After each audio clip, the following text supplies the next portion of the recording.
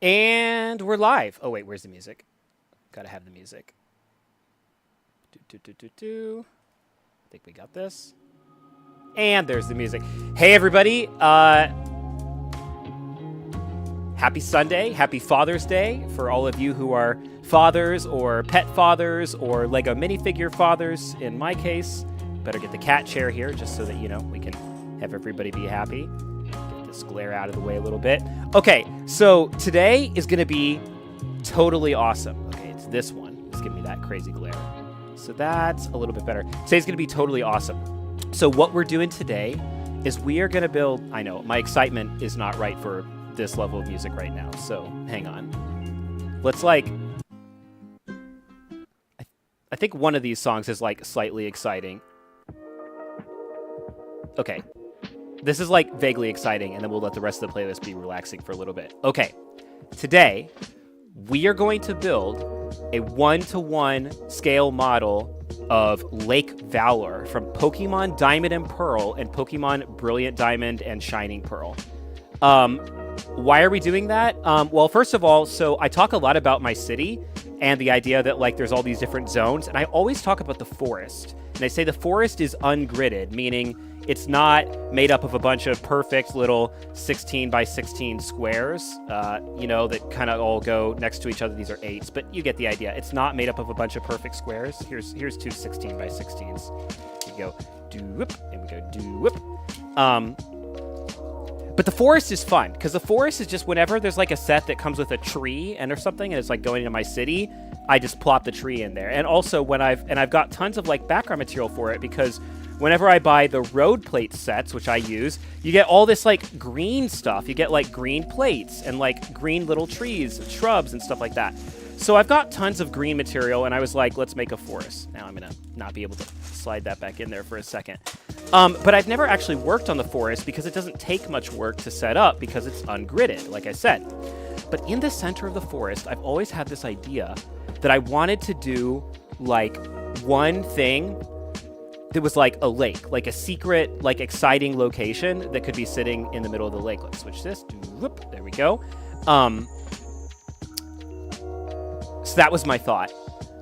And so this project has been in the work for so long. So I think at the end of 2022, so 2.5 years ago, I was probably playing Pokemon Brilliant Diamond. I'm guessing that's probably why I was thinking about this. And I was all right, what if the lake we did was Lake Valor? Because I've always liked the Pokemon Azelf, and I've always thought that the setting of Lake Valor is super awesome. So I was what if we did that as our lake? So I went into the app Lego Studio from Bricklink, where you can design. Let's go like this, where we can see the aerial so. I went to the app where you can design your custom builds or whatever, and so over in the top right here you could see a little Google search. So I Google searched, and on your Google search you can find you can find this picture, which is the tile set. Is that what it's called? It's the tile map, something like that. The tile map of Lake Valor from the original Diamond and Pearl from 2004. Get this. I hate when these little 1x1 studs get caught in bricks like this. So let's get this out of there. That's out of there. And I sat there at the end of 2022, and I made this 1-to-1 scale recreation of that. And actually, let's go ahead and show you that. So let's kind of take a look at what that looks like, because this is really, really cool. We're getting right down to business. Also, it seems like we're late today, but actually what I've been doing is gathering all the materials so that we can hopefully, just really whip through this build and just really have a great time. Let's make sure that we're successfully live here. Looks like we're live over there, and looks like we might be live there. Can't tell. It's okay.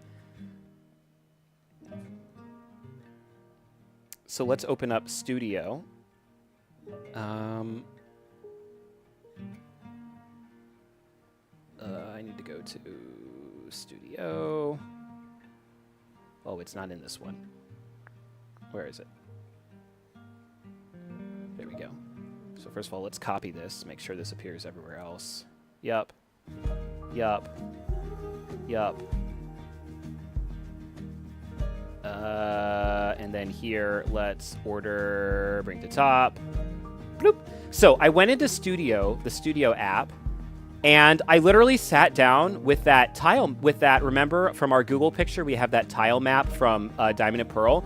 And I literally sat down and I made this, literally it's a 1-to-1 recreation. So one stud is one place that the player character could sit in, could stand in Pokemon Diamond and Pearl. So there's two problems with this. The first problem is, and then I went and I ordered all the parts and I was all ready to go and I was all excited, but there's two problems with this. So the first problem is, as you can see, this is actually sitting on 5 base plates. And I don't have a problem with the size of that, but the problem is it's centered on this one base plate here, and you have these other base plates that like kind of extend off to the side, which is a lot of negative space. I mean, I do love this little area up here. This is the walkway. This is where you come in. It's literally scale almost perfectly. I mean, it's just so cool. So I was like, all right, that's neat, but whatever I do, I really want this scale model to sit on like one central base plate. So let's cut out those side base plates and it'll still be recognizable as Lake Valor. So we went to this one. We'll close out the other one. So now, here we go. So you can't really see the walkway in anymore, but it's still Lake Valor. You still have that area to the right there. You still have some sandy part up here telling you that this was the entranceway. It was up there. And you still have some of the forest with these like weird trees, which I put a little bit more detail in. And boom, and that was that. So now, here you're looking at a 1-to-1 scale stud model of Lake Valor. Let's flip this again. I want to go to this one. And that's pretty cool. And so I sat on that, I ordered all the parts, and I was ready to get to work and build that on this nice big blue base plate and set that in the middle of the forest and put all my little trees around it. And then I was like, wait, this isn't a display model. This is part of the city. So why am I making this at, if one stud equals, one person? But the problem is a Lego minifigure. Now you're going to see why I have this new setup here. A Lego minifigure is not one stud big. A Lego minifigure is really 2 studs big. You can see them over here in front of the new third camera that we've got. So, I mean, and actually a Lego minifigure is 4 studs wide because you have the hands. But, like, broadly speaking, if we wanted to just be, like, the most big, high-level version of, like, what a Lego minifigure is, a Lego minifigure is 2 studs wide. So I was like, all right, we thought we knew what we were doing here. But actually, what if we went back to the drawing board and instead of 1 base plate, we did 4 of them. So here we go. We're literally setting out 4 base plates. So I went back into like the Bricklink orders and bought my new base plates and everything. And yeah, now look at this. Now it's like, now this lake is huge. And what I love about this is actually going to look like legit. This is going to look like a lake. This is going to look like, you know, like you could go swim. This could be like your secret lake in the middle of the forest here. I'm just going to put this brick here just to hold these 4 base plates together as we keep going. There we go. And here's our minifigure standing on it, a lone minifigure who's currently not very happy because he's just a square in the middle of the lake. So I was like, all right, that's cool and all. So I basically went in and I said, okay, for every single Lego piece that we previously knew we were going to need to use for this model, I need to multiply it by 4. And or I also need to add height. So every plate needs to become a brick. And that's kind of how we went about doing this. So now we have it. We've got all these pieces over to the side. And I didn't remake it in studio, so what we're going to have to do here... Also, I'm really, really bad at moving things around in studio, so sorry in advance for... Oh, here we go. I used that button. I'll put that back. So what we're going to do is we're going to go here, and I'm going to be working at the back. I'm just going to start with the back right, and we're going to move our way forward. And we have to remember that every 1 stud is actually going to become 4. So literally, we're just going to start back here. So this 1 stud here, this was, so this is like currently, I don't even know how to talk through this. We're just doing it live, guys. But I do think that I took all the time to gather the parts, including my 4th blue unused base plate, which was like currently being temporarily used for another project, which was like super, super annoying. So we managed to fix that. One more thing I'm going to talk about before we get into this.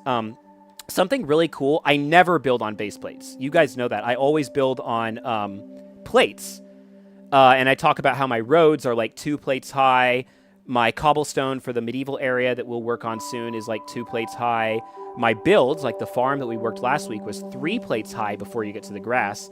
So this lake, since it's on a base plate instead of on a plate, it's going to look like recessed. It's going to look like the water level is lower, which is going to like be a really cool effect, I think. So, all right, that's enough talking. Let's, like I said, we're just doing this live. So before this was every 2x2 becomes basically a 4x4. So back here, we've got this one, and I'm just going to place this down.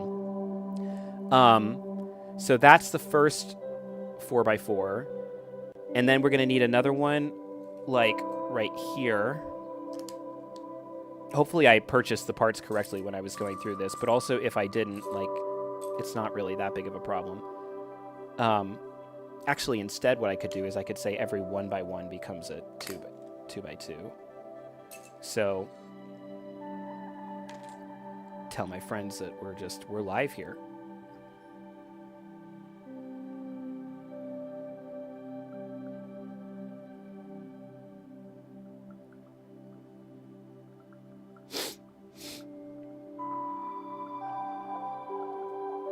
I know everybody's like, "Why are you late?" And I was like, I literally was gathering the parts. I was literally gathering the parts to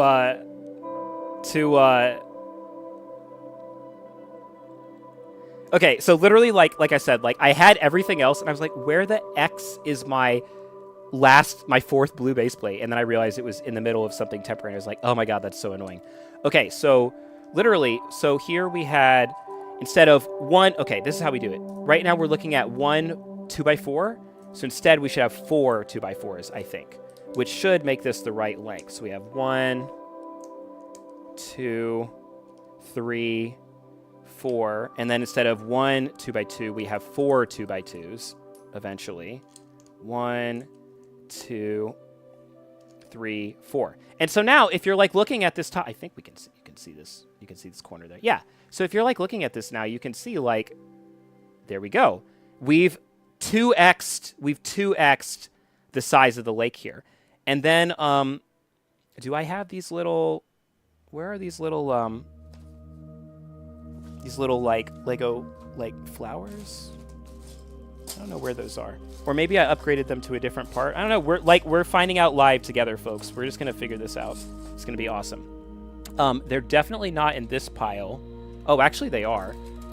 I bet they're these. I bet they're these. This is another sealed bag from lego.com. So we're just going to come over here.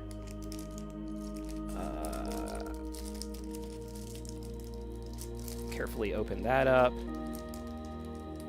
I'm guessing what this means is that I probably went to Lego and was getting ready to order this part in sort of that dark greenish color and discovered that it doesn't exist in the dark greenish color.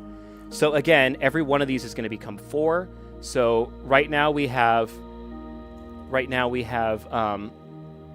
no, I didn't, Antilles. What I'm going to do is, remember, I need a holiday to go through and organize my spare parts.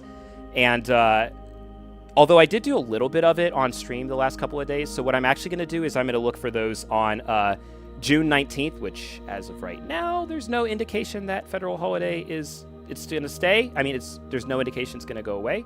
So I should be off on June 19th. And I'm going to spend the first part of the day doing that task for us. And also just kind of like cataloging what I have. So we're 4xing this. So the instructions I made at the end of 2022 are at they're at 1/4 minifig scale. And the reason I waited so long to make this was because we upgraded to full minifig scale. So basically every stud is going to instead become 4 studs.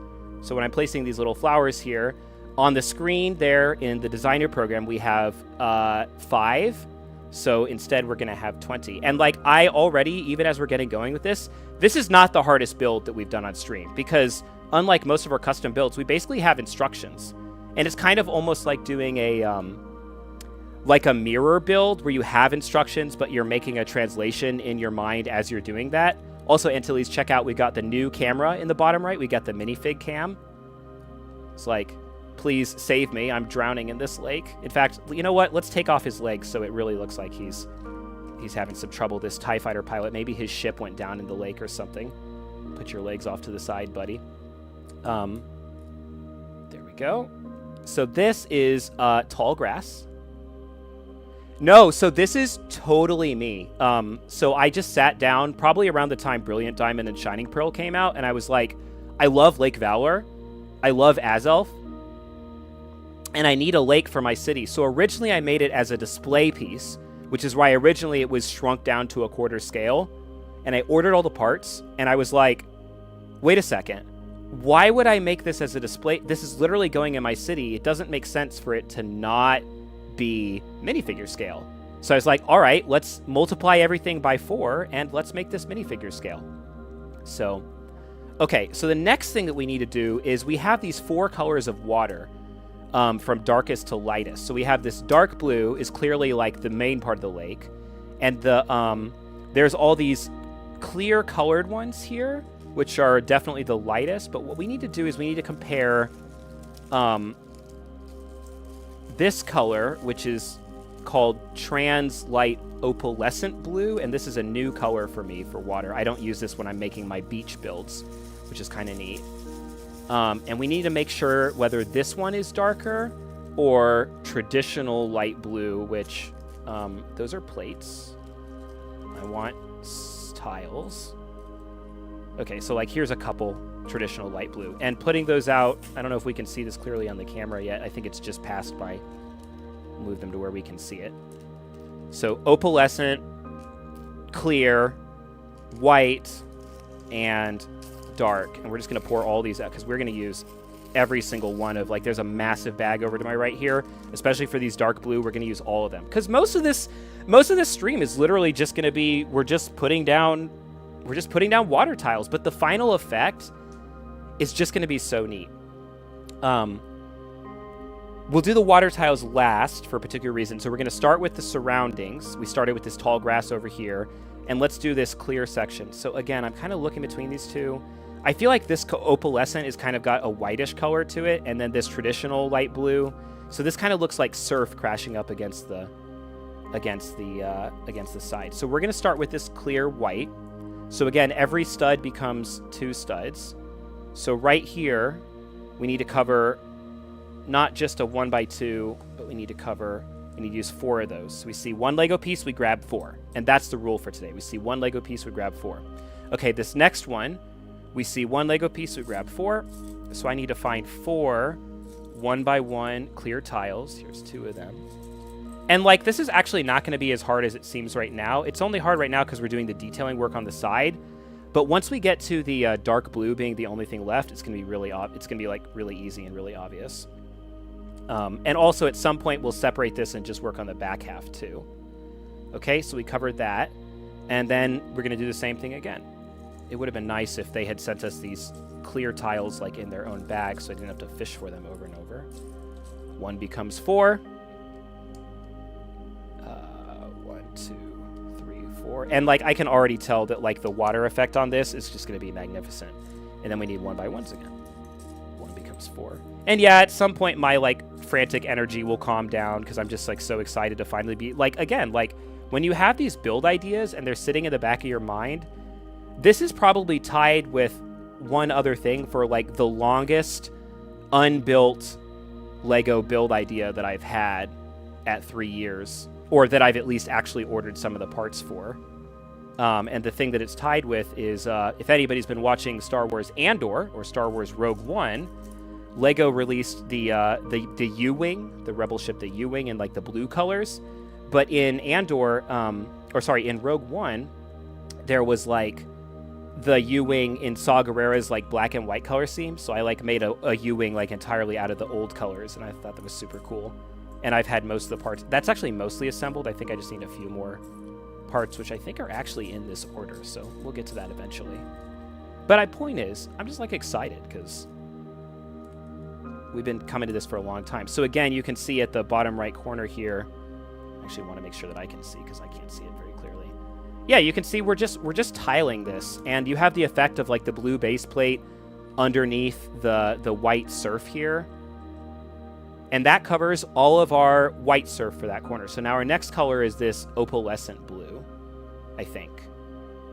Yeah, I think I want to go to this one next, and then we'll go to this one, and then we'll go to this one. And I think that looks, I keep kind of flipping these around.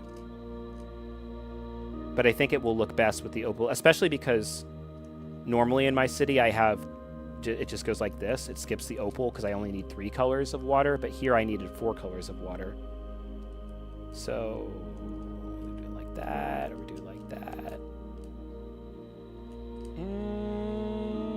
Yeah, we're going to put the opalescent next. So I'm going to pour out like a quarter of this opal color, I think.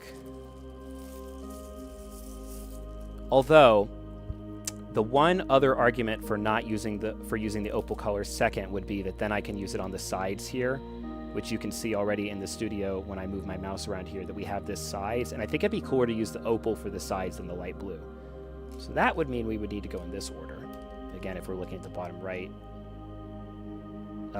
it would be clear, it would be dark blue, opal, light blue, white. And like, I don't hate that. I think that looks pretty nice. Let's scroll around our build really quickly. Let's see. So we have second color going around. We have all the colors on the top, the North Lake shore. It's really just the right side and it's east, west, and south where we only have one other color. The next question is, if I go into my notes document, if I actually look up where I wrote Lake Valor, if I actually wrote whether I was using these opalescent as a replacement for, okay, let's see. Use the existing bricklink list and edit it. Round bricks, parts. Opal blue is the next lightest color. So I actually, when I ordered the parts, I ordered it like this, I think. Next lightest color. I think I ordered it like this. And yeah, now when I see this, okay, we're doing this. That was good. If I hadn't written that down, I would have risked, like, running out of parts midway. Okay, so we're going to go up. We're just going to keep doing the same thing. 1 part becomes 4. 1 part becomes 4. And you're going to be so tired of me saying 1 becomes 4 that you're going to be like, I miss the power of 1, the power of 2, the power of many. Okay. Here, 1 becomes 4 up here. So 1, 2, 3, 4. Now the next problem we have is that I don't think that Lego has made this piece in 1 by 1, but we actually have a way around that. So 1 becomes 2 halves. There we go. 1 becomes 4. Look at this. This is so neat.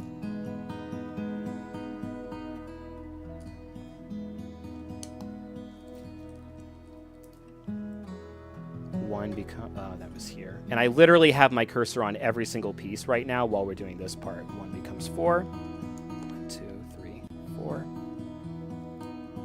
And this is like when you do big builds like this is just what you have to do. Yeah. Antony's not a fan of the Acolyte. All I wanted was a Knights of Ren prequel story. And maybe some Darth Plagueis. And we got half a second of Darth Plagueis being creepy. Which is why we have the Acolyte Lego sets. I think we already did that one. 1, 2, 3, 4, 5. All right, I'll stop saying 1 becomes 4 though. We can listen to the relaxing music, but I'm too coffeeed up. I'm too amped up. I'm just too excited about doing this. 1, 2, 3, 4, and then the last opalescent for right here goes 1, 2, 3, 4. And then I'll put these back in the bag for right now.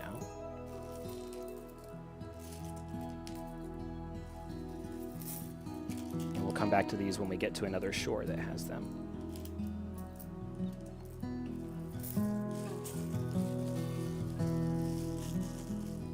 Okay, so now we need a bunch of light blue. It looks like Lego mixed up or mixed in. Let's pull these out. Yeah, this is so cool. I feel like...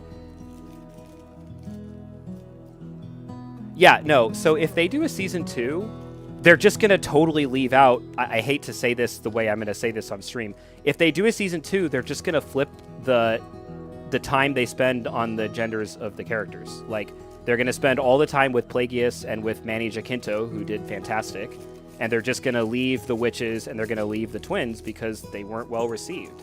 It doesn't really matter why they weren't well received. It's just like... And honestly, if they did a season 2 like that, it would probably be pretty reasonably successful. Antilles says, just have Plagueis murder them all. Well... Okay, so... I kind of want the parts in this bag to be sorted out. These are all Lake Valor parts. Actually, this bag is the original bag of Lake Valor parts before I decided to 4X it, so I am going to need these. That's fine. Again, we'll just put them in the space where we would ultimately be doing the big dark blue surf.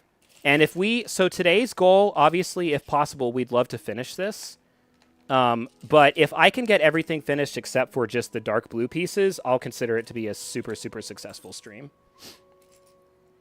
So, there we go. Let's take these plates out of the way. Here's some more of these. Oh, these flowers are actually a darker, the next color of green.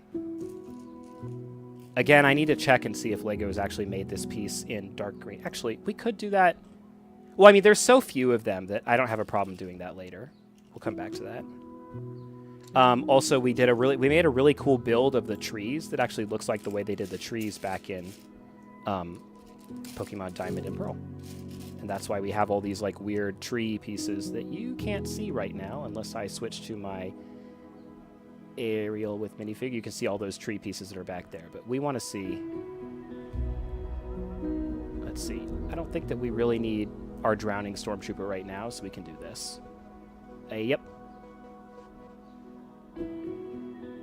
Yeah, kind of like Antilles. It's kind of like I don't know. She just does. There's just no other expression there. So okay, let's do the same thing. So every one of these becomes 4 of them. So now we're starting here above the opalescent. So 1, 2, 3, 4. I have to stay focused here. We do it again. 1, 2, 3. I might need to keep my mouse on whichever piece I'm doing, which is going to mean I'm going to like be awkwardly leaning over. I'm going to do this piece. 1, 2, 3. Oh yeah, and now that I'm seeing this in front of me, it actually looks really nice because it looks like the opalescent is like the gleam of the sun off of the shore or something like that. I need like an assistant to count these into 4s for me. Otherwise I'm going to mess up at some point. Although again, this is really not that hard. 1, 2, 3, 4. Like Spock from Star Trek. There we go. Or Data. 1, 2, 3, 4. And I feel like when you're like Googling like people's like Lego diagrams, or if you're in any like groups, you see people having like beaches and stuff like this. And my beach build is really, really cool. And one of these days we're going to actually work on my beach and boardwalk really intensively, and it's going to be kind of meticulous just like this. But like I feel like you don't usually get to see people like literally constructing it. 2, 3, 4. So now what we're going to do is we're going to do the whole... So we can either go north or we can go left. I think we should go left right now because it will take us to another spit of land. So let's actually just... Yeah, here's number 1.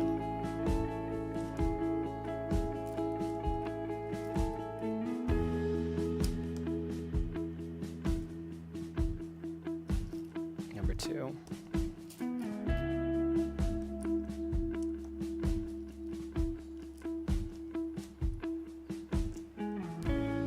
3. Oh yeah, I can click on the brick. That's a lot easier. 2, 3, 4. The lightsaber fights were amazing, though. These. 1, 2. I have to get under this camera now.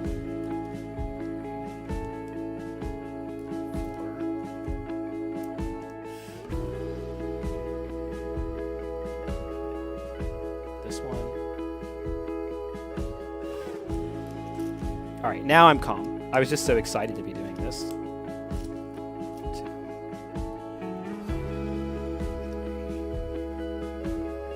4. This one.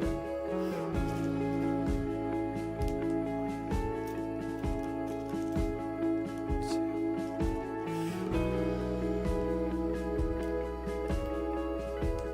I literally have this dark blue color. I have so many, it's actually crazy. There's just bags and bags of them to the side of me here. This one, 2, 3, 4. This one again. 1, 2, 3,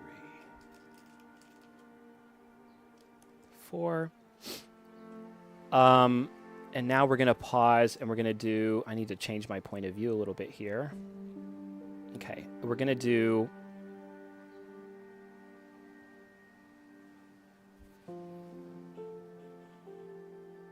that's opal. So we need our opal bag again for a second. Put these up here.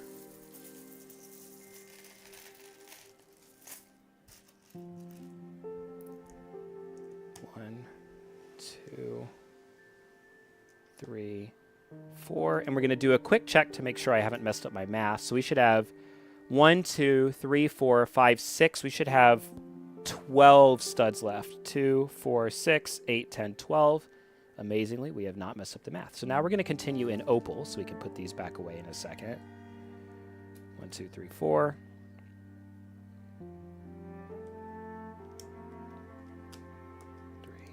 4. We'll do this one. 1, 2, 3, 4. And you can already start to get the sense of how we're like paving out an entire lake here, which is pretty neat, even with me misplacing this one. And now I lost count. So we have 1, 2, 3, 4. 1, 2, 3. We're on this one. So yeah, we're just going to hang out. If you've got any kids to listen to the stream and they want to learn how to count from 1 to 4, this will be a great educational video. You can release this to the public school system. We might get some improved American education outcomes. And we're just going to have a good time. 2, 3, 4. And we go to this one. 1, 2, 3, 4. We go to this one.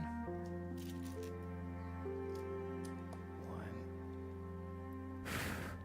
2, 3, 4. And then we go to this one where we have to use 2 side by side. And then we'll do the next color is clear underneath that. So we'll start with this one. 1, 2, 3, 4. And then this one is a 1 by 1. 1, 2, 3, 4. And then this one curves around the land. So it's 1, 2, 3, 4. And then we have a 1 by 1.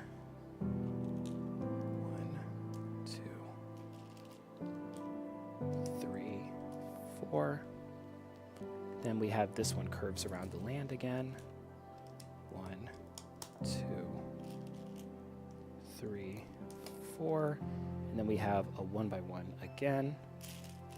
Running out of these 1 by 1s. There's 1, 2. There's 3, and there's 4. And then we have, we can go back, we'll come back to the exterior color in a second. Let's do this land. So again, we have a 2x4 plate, so we're gonna use 4 2x4 plates, and they're gonna perfectly fill in this slot back here. 1, 2, 3, 4. And then we have a 2x2 plate.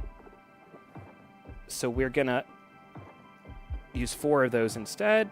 1, 2, 3, 4.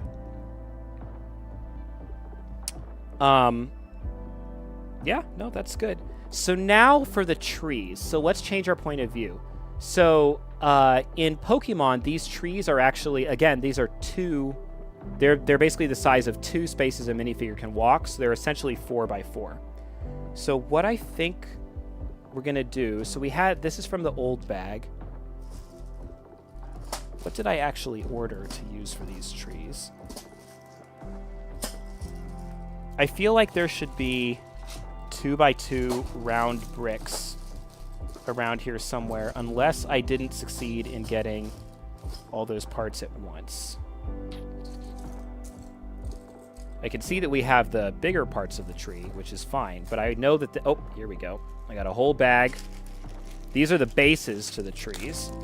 So we'll actually probably just go ahead and assemble all of the trees at once here. Put this bag away.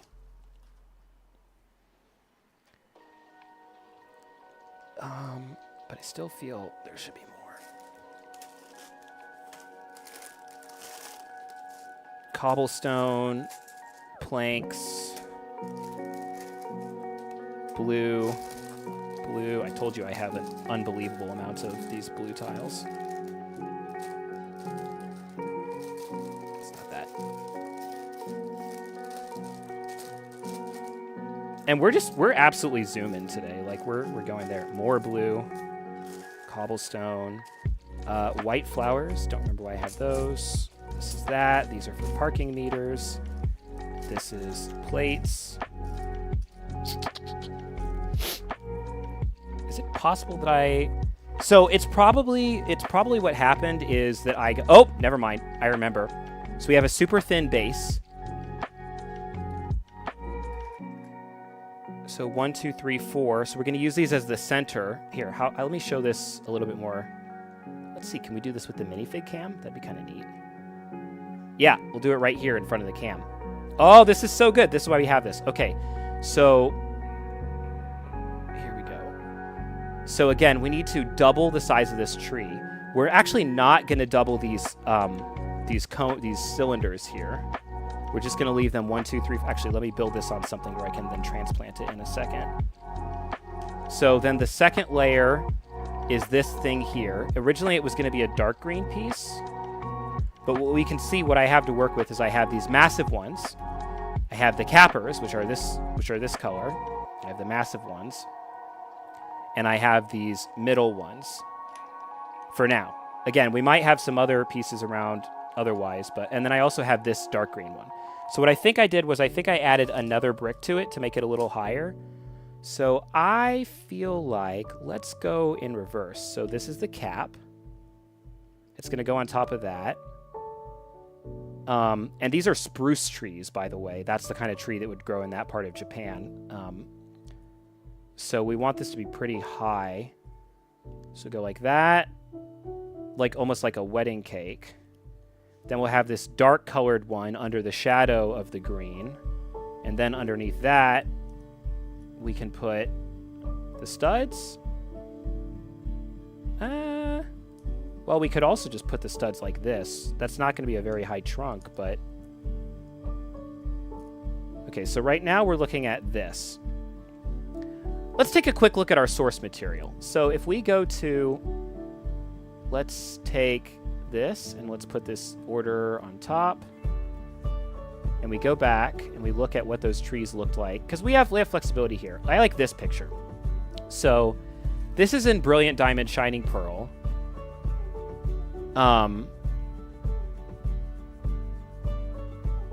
Here's another one that kind of shows them from the side. There's another one. I wonder if we can find a picture from like OG Diamond and Pearl though. I mean, we can. We definitely can.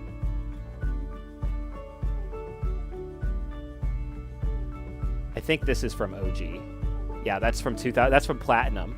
So like we have this shape. We have this tree shape that like actually like it very much goes up like kind of a wedding cake in layers. So if we swap, yeah, so the light filter down there. If we swap this, we have this right here. And actually they're kind of squat trees. So it looks like in the game, it looks like they're maybe twice the size of the player, but they're not like towering over the player. So now we have this. And that actually doesn't look terrible. Let's pull up a minifigure. Here's my modified. This is actually a very expensive Lego minifigure I have right here. So right here, this tree is twice as tall as our customized light up Addie Gallia minifigure who's in the shadows. So we need this to be taller. But I like the shape kind of going upward like that. So if we go back to putting this on the center stud, and we use 2. It's tall, but it's not tall enough. 3. Starting to get there. And then if we go to 4, that's starting to kind of be what we're looking for.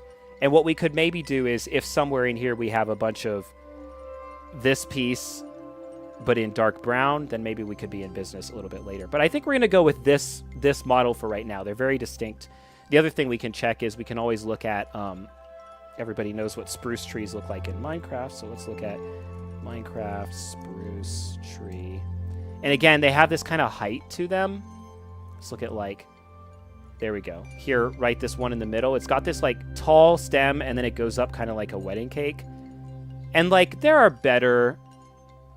Yeah, I think literally we should just use different Lego pieces for this overall. So like again, this little version kind of worked when we were. This is something that didn't translate well to the 4xing to like taking the build to minifigure size. But that's okay. We'll come back and fix that later. Yeah, we see kind of these here.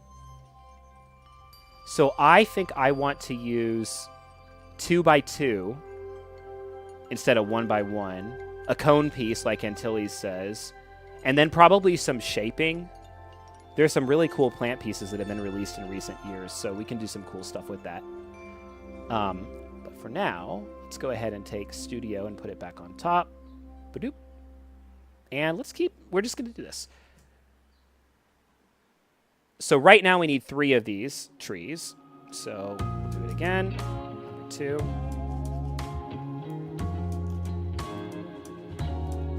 So this minifigure that I was talking about, this was originally the light up Mace Windu from the 2005 clone turbo tank, which has since become a pretty, it's like a $70 minifigure at this point, or maybe like a $100 one. There's 2 trees. We need 1 more tree right now. Yeah, they look kind of silly, but we'll come back to them. This currently missing the middle piece, but again, I think it's just around in the boxes somewhere, so I'm not super worried about that right now. There's number 3. And while we're at it, let's go ahead and combine all these pieces before I put them back in the bag. And we can get back to making some water. Also, spoiler alert, obviously the last thing that we're going to have to do with this build is see if we can make a cute little like brick built Azelf at like micro scale. Or I guess I might just like look online and see if somebody's made like a super small Azelf toy or something like that. They probably have. Pokemon, there's like figures of everything in all sizes. 2, 4, 6, 8, 10, 12. 2, 4, 6, 8, 10, 12. So it looks like the final number of trees we're going to make is about 12, which is fine. Put these back in the Lego bag for right now.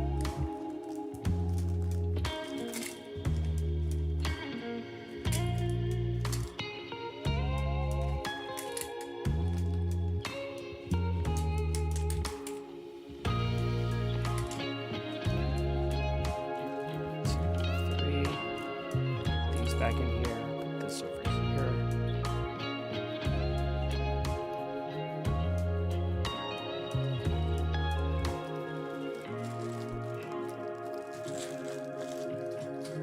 Okay.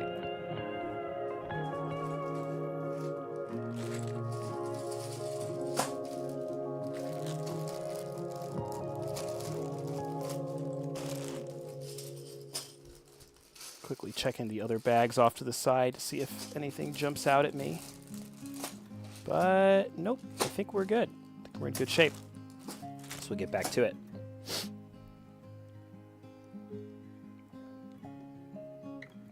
So we'll go back to this view.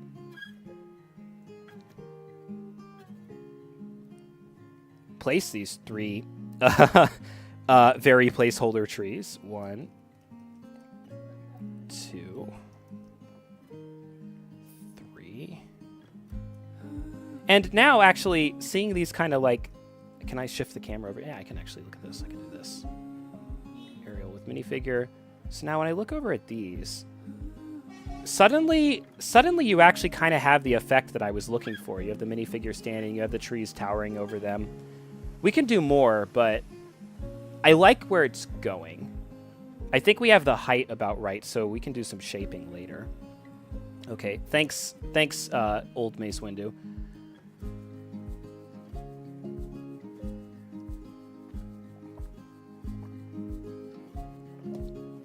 Okay, so now we're going to go back to doing this light blue color.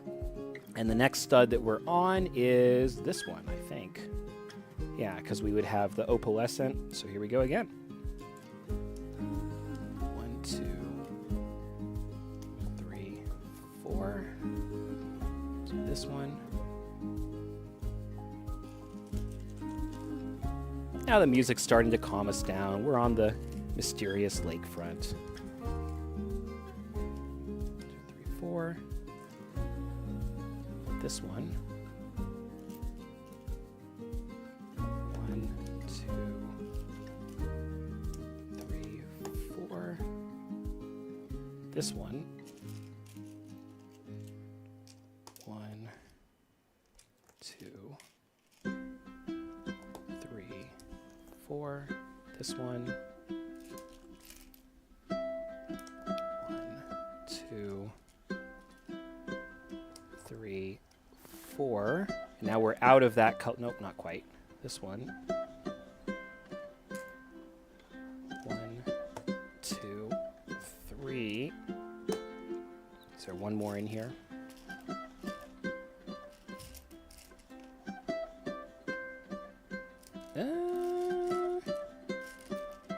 No, so we'll grab it from the side. To this one. So now I have to shuffle through the massive Lego order to find these, but that's okay. At least, all these dark blues are where they're supposed to be.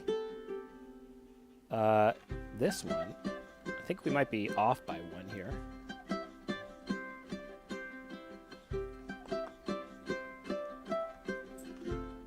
No. 2, 3, 4. But we want to double check because we don't want to wind out.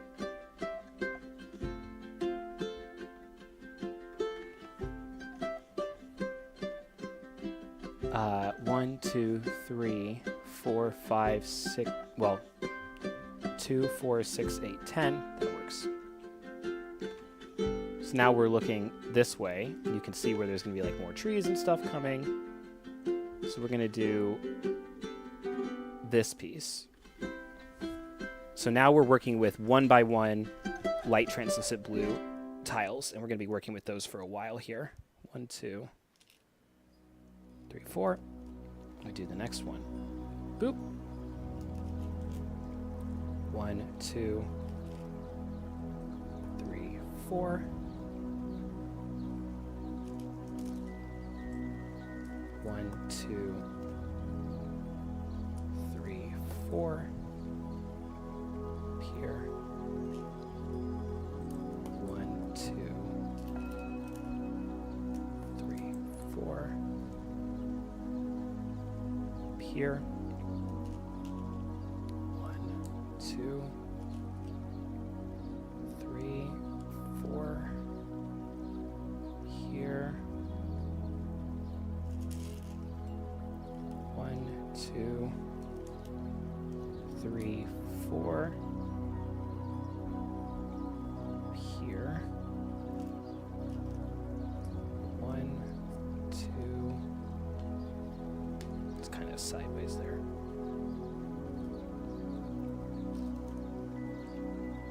3, 4. Let's put another. Get out of there.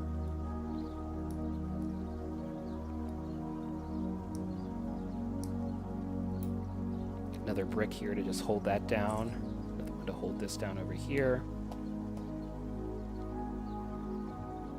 And we're out of that piece here, so we have to go to the side. Here. 1, 2, 3, 4. Here. 1, 2. 3, 4. Here. 1, 2, 3, 4. Here. 1, 2, 3, 4. Here.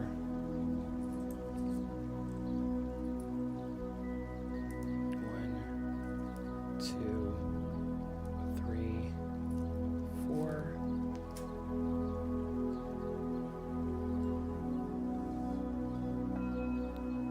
And now we're going sideways again, but before we do, we'll count just to be sure. We should have 1, 2, 3, 4, 5, 6, 7, 8, 9, 10, and this should be 11. So 1, skip 2, skip 3, skip 4, 5, 6, 7, 8, 9, 10, and this is indeed 11. So we're still on track. We'll go like this. 1, 2, 3, 4, and now we're going to skip colors. So now we're back to the opalescent. Look at this. We're already at the third corner of 4. Definitely moving along here. So this is going to be like so. Let's get these dark blues out of the way for a second. Pour out this small bag of them. Put that to the side. Set this to the side. Put this over here for now. Pour out another small bag of them, which I might regret later, but that's fine. And these, okay, so why do I have the same piece but as a plate instead of as a stud? Before we put the dark blue ones in, we're actually going to want to take some of these plates and we're going to put them every now and then instead of the tiles. And what that's going to do is it's an anchor point. You can also see we have some of them for the dark blue over here in the Lego pile. It's an anchor point that means we're going to have stuff like this TIE fighter guy who's drowning in the lake or swimming in the lake.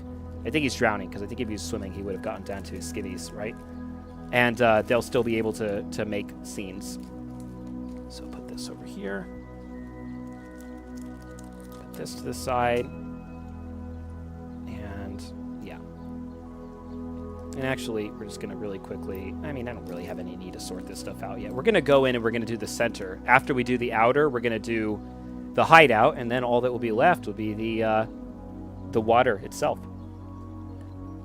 So where were we? We just did this opalescent. So we're going to go around. So now we're going to do this one. 1, 2, 3, 4. Then we're going to do this one. 1, 2, 3, 4. This one. 1, 2, 3, 4. And this one. 1. Oh, we need to switch, don't we? Let's do whoop, like that. 2.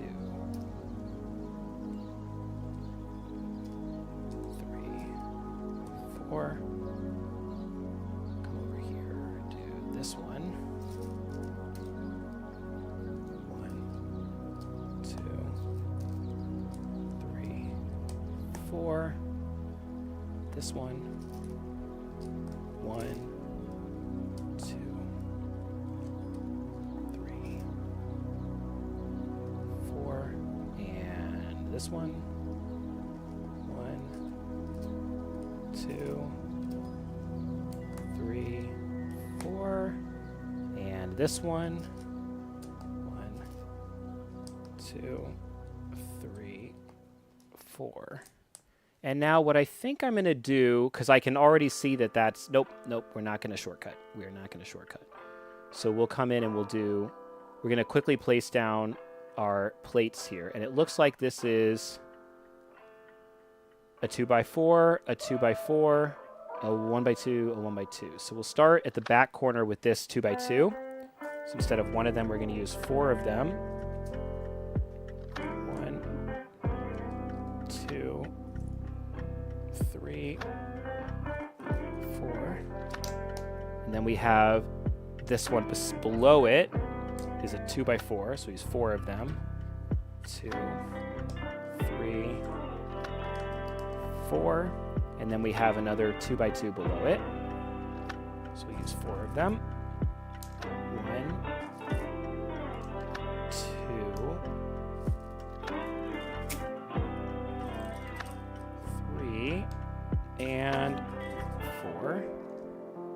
And then we have another 2x4 up here, so we'll need 4 of those. 1, 2, 3, and one more. 4. And then we want some way to mark for ourselves that all of these have trees on them. So what I'm going to do is I'm going to take only the top piece. And that'll work for now. 1, 2, 3, 4, 5, 6 of them, it looks like. That's okay.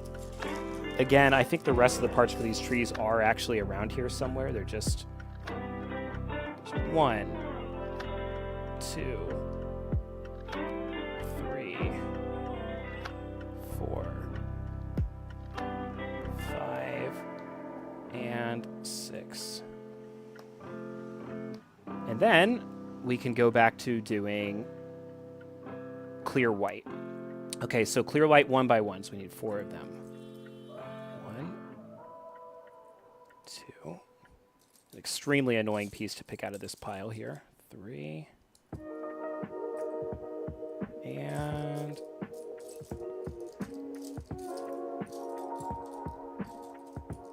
4. Then we need this piece. 1, 2, 3, 4. Then we need 1 by 1s again. Just 1, 2, 3, 4. 1 by 2s. 1, 2, 3, and 4. And 1 by 1s. 1, 2.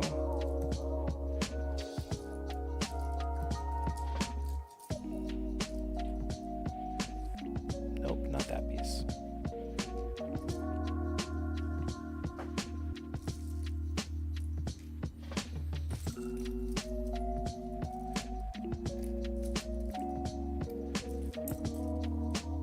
Now I'm just pulling out all these clear pieces while I can. Problem is I have clear cheese slopes, which is the same space profile, but not the piece I'm looking for.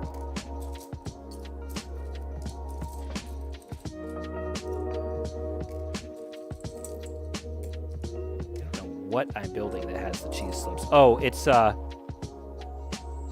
little bit of surf surf and turf. We'll describe that in a little bit. Don't need this or this. There's the third.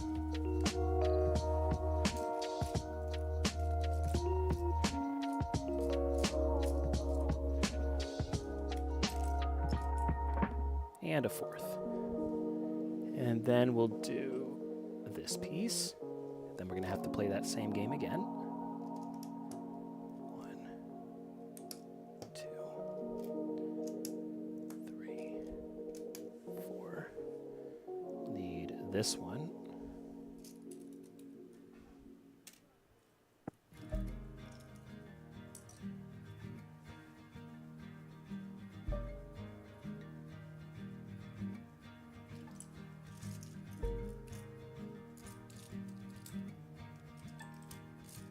I know that some people would be like, how could you not sort these parts beforehand? Why would I? They're all going to the same builds. 1. The lesson I learned was to not order for more than one build at a time, which we have applied as we've ordered parts for some of the other things we've done on stream lately. And 3. But you have to fail to win. Give me one more. 4. Excellent. Then we do this piece. And now we're going to move over to this. It looks like we have a beachhead coming up. Yep. So 1, 2, 3, 4. We're going to do this one. And again, it's laborious to individually click on these parts, but it's keeping me from making a counting mistake. I haven't made a single counting mistake yet. I don't want to run out of parts. I don't want to be off and have to rip up a ton of tiles. And all of this is helping prevent that. 3, 4. Do this one. 1, 2,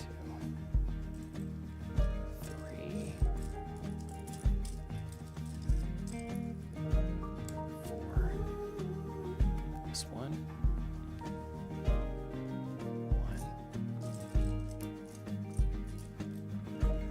2, 3. Starting to get low on clear ones. 4.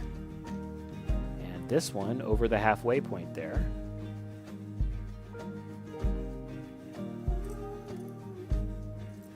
1, 2.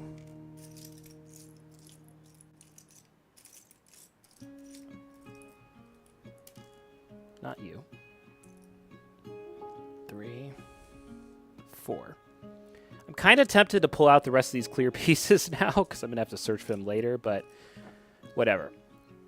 Thank you. Thank you. Yeah, I'm actually, this is so cool. I'm having a blast, and it's actually a lot more calming than like the next 2 weeks when we build the Imperial hangar and the Imperial shipyard. Like, I don't have like a template for those. I know the parts. More so, the hangar more so, I kind of mostly mapped it out, but the shipyard is like going to be a total free build. It's going to be 2 base plates deep, and we'll kind of be doing it live. But here, it's really just kind of like doing a paint by number. Okay, so here in the blueprint, we have a 1x6 tan piece. So now that's going to become, say it with me, 4 1x6 tan pieces. Sorry. Which we have to find. That's 1x8. That's 1x4. It's 1x8. That's 1x4. Where are they? That's 1x8. That's 1x4. I think the 1x6 tan pieces are not in that bag. So let's mark it for myself like so. So it'll start here. Yeah. We'll mark it here. And that's the beachhead. And it must have been something that I ordered later on Bricklink. So it's probably down here. Not here.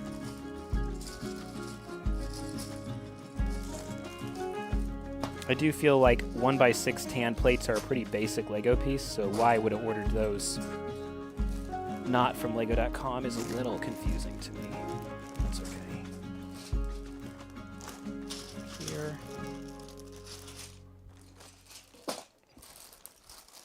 Down here.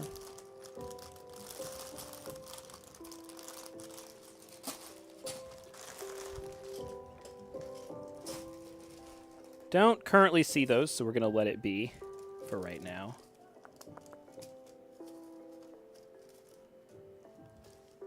Put that over here. That over here. Okay, whatever. They'll show up eventually.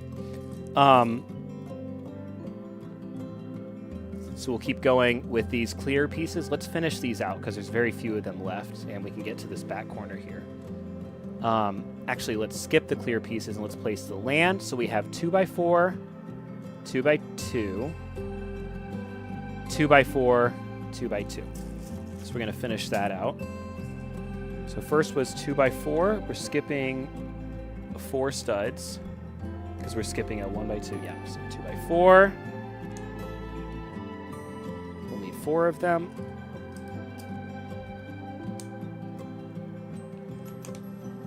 And then 2x2. 1, 2, 3, 4. Making sure to press that down. And then 2x4 again. This time going from the right side. 1, 2,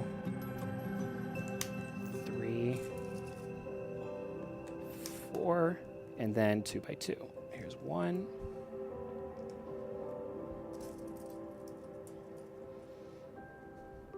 2, 3, 4. Press that all down. And then once again, we have 6 trees coming in this section. So we're just going to pre-mark those by using the tree tops from in here. And we have all of our trees marked, as well as our entrance point. 3, 4, 5, and 6.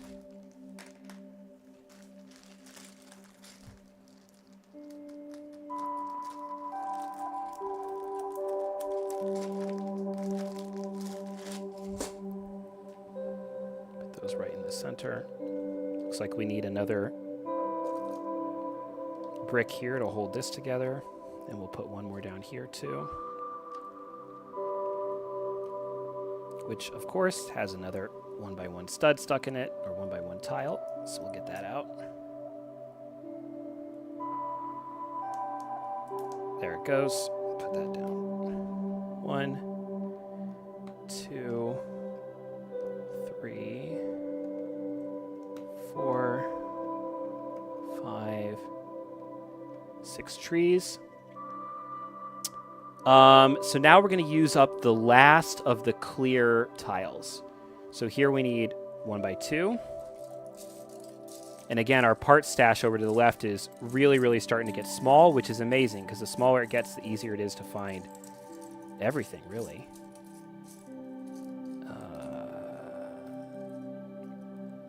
Those right here because we're going to use them soon.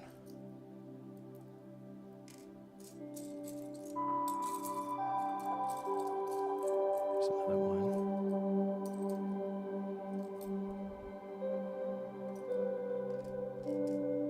Okay, 1, 2,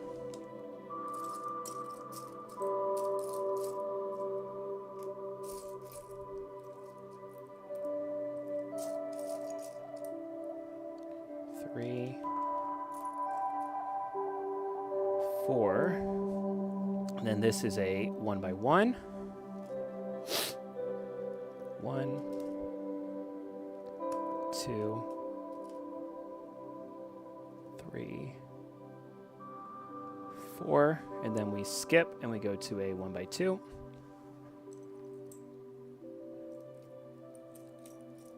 These pieces are literally invisible. 1,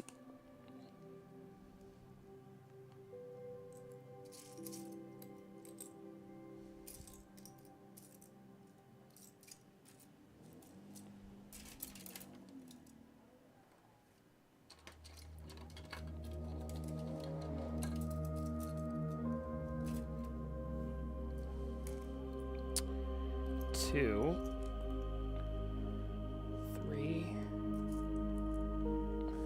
4. Then we have a 1 by 1.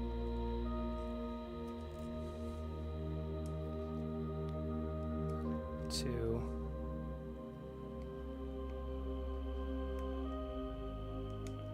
3, 4. And we have a 1 by 2.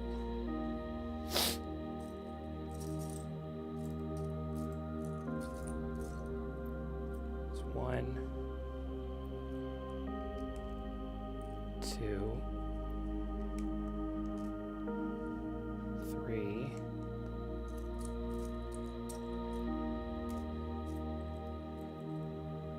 4, 1 by 1,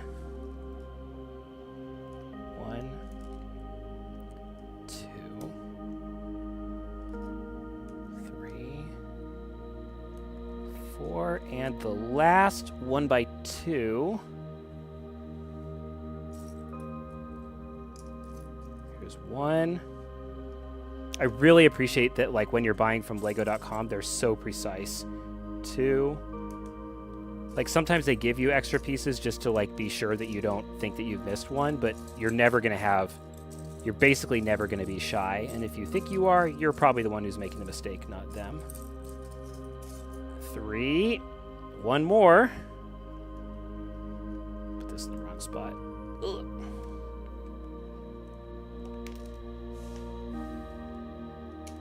Just need 1 more of those, which is probably going to take us a while to find here since it's the last one of the pack. So in the meantime, before we waste too much time on that, actually, we'll find it. It'll be in here. But we also know that we need to be looking for, I think, the last 1 by 1.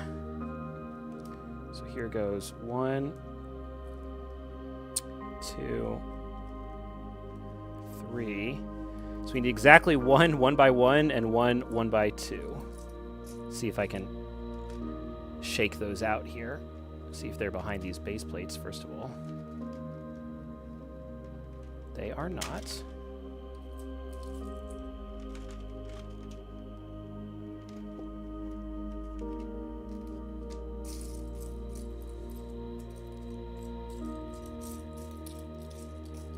Just looking for invisible Lego pieces. It's fine.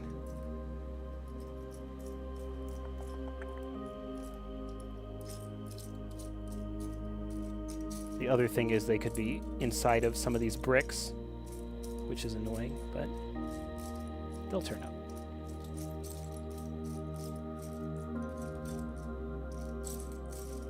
The nice part about the glare is at least nobody on stream is going to be like, it was there, go back, go back, go back where? Oh, here's the 1 by 2. Now we just need the 1 by 1. Which is also a piece that I have a lot of extras of, but I'd love to get it out of this. There it is. Boom. Is that an extra one? Yeah, lol. Put that over here as an extra. Okay, we're done with that color. So now what we want to do is we want to finish up the opalescent colors. So we are going to go all the way back over here to where I think we left that off. Let's see what we've got. So we have the first one. We have this one. So now we're going to do this one. And this will be a lot easier because we don't have to dig as much for the pieces. 1, 2, 3, 4. And we have this one. 1, 2, 3, 4. Then we have this one. 1, 2, 3, 4. We have this one. 1, 2, 3, 4. We have this one, which should start to overlap with the sand, and it does. 2, 3, 4. We have this one. 2, 3, 4. This one, moving again. 1, 2, 3, 4. This one. 1, 2, 3, 4. Now we're going to go down the wedge. 1, 2, 3, 4. Go here. 1, 2, 3, 4. We go here. 1, 2, 3, 4, and here. 1, 2,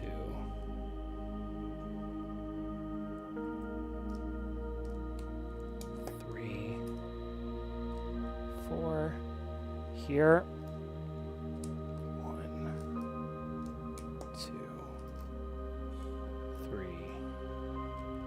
4 here.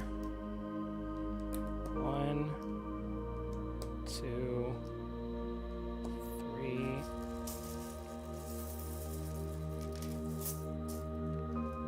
4 here.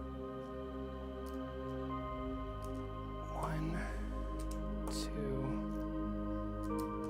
3, 4, and the last one should be 1 by 1, so we only need 2 of them. 1, 2, and that is the last of the opalescent pieces. So I definitely have some extras of these, which I don't think I have a project coming up that actually uses this part. So that's, oh well. I'm going to want to put these in a proper plastic baggie instead of this one, which is non-disposable, or which isn't resealable. So just pop those out, just like piping a cake.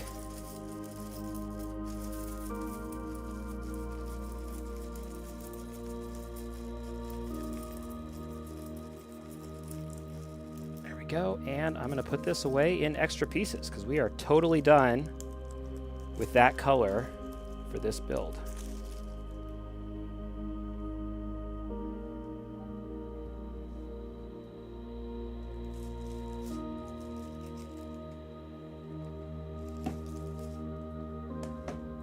So now what we want to do is we want to get done. So we really only have 3 things left here. Well, 3.5 if you count making a mini Azelf. We want to use the light blue pieces and finish up that color, which we're actually pretty close to. And then we make the center island, the Lake Valor cave, and then we're basically done. Before that, though, I've mentioned that I have these 1 by 1 clear cheese wedges, and that they kept confusing us while we were looking for the actual parts in question. 1, 2, 3, 4, 5, 6. Why do I have those? The reason why I have those is because this is going to be impossible. Now you can see it. This is surf. So the idea here is that here where the sandbar comes in, you have the sand is there because waves are crashing against the shore. So we're going to put those in, and they're just indicating wave clusters. And it's a pretty effective tactic. It doesn't look as good right now because I don't have that much sand for it to stand on. But I've seen this with my lake builds, with my ocean side builds, my beach. That this is actually it's pretty convincing effect actually. And you can kind of see it a little bit there. You can see there's just a little bit of texture saying, hey, the reason why this is sandy is because waves are crashing here. So whatever. So I put all 6 of those. Let's go finish up this light blue color, and then we can make the wave. All right, so we last left here. That piece is this one. So we're going to do this one. Now I'm going to have to dig for all of these, but it's going to be a lot easier to find this piece than the 1, 2, 3, 4, than the invisible pieces we were looking for earlier. And this one. 1, 2,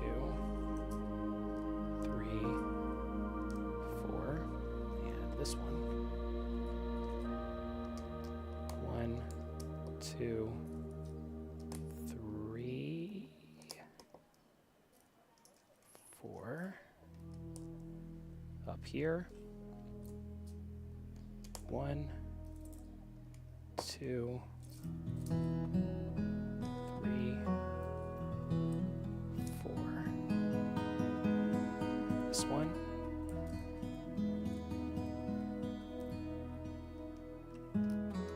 1,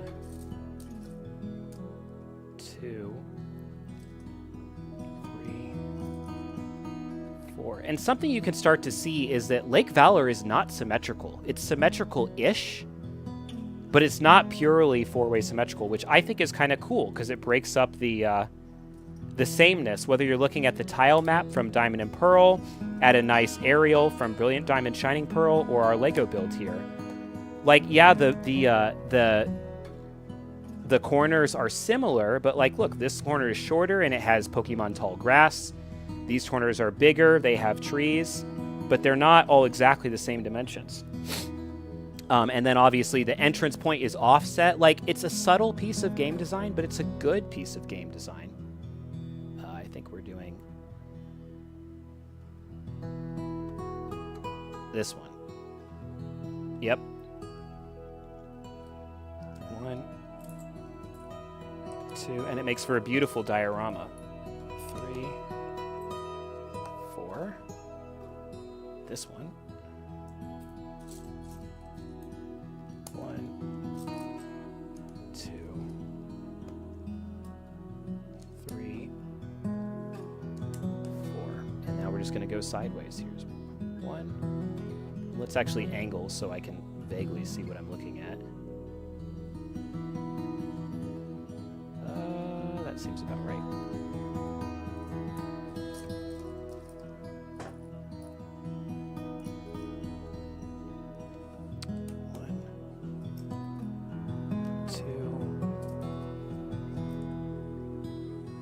3, 4.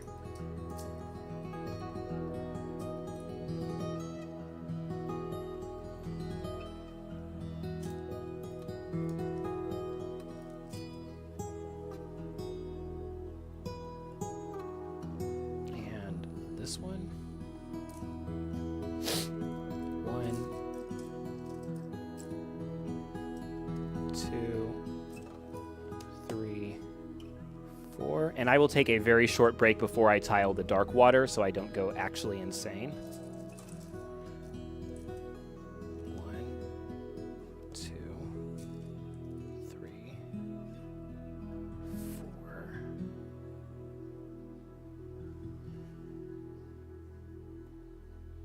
And this one.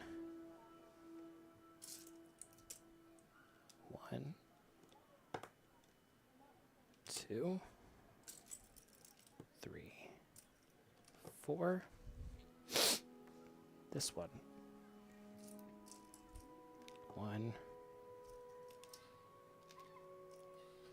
2, 3, 4. And this one. 1, 2, 3. Oop, wrong piece.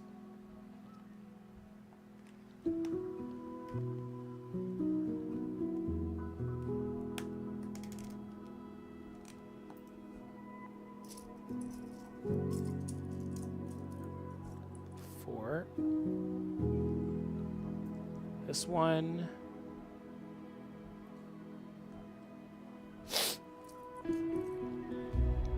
1, 2, 3,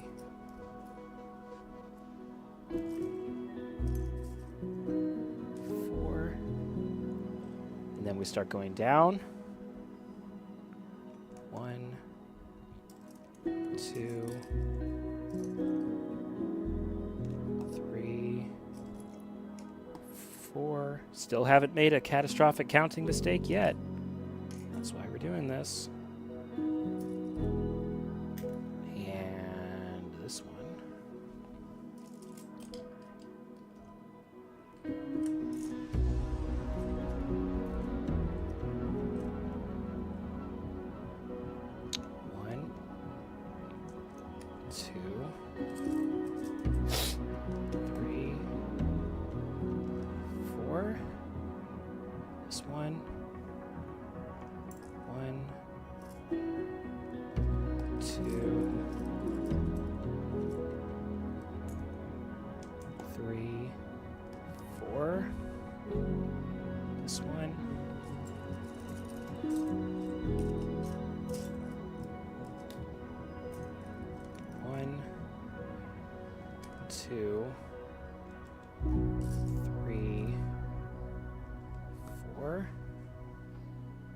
go to this one. 1, 2,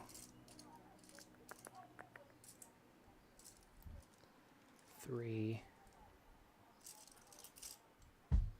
4. This one. 1, 2,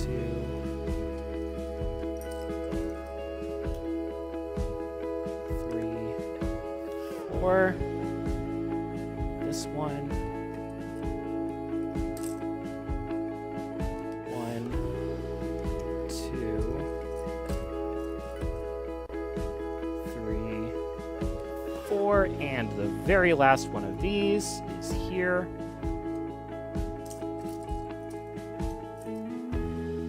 1, 2,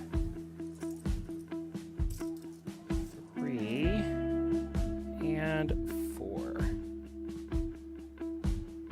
Okay, and now we're going to do a bunch of these 1x1s just like we did on the other side.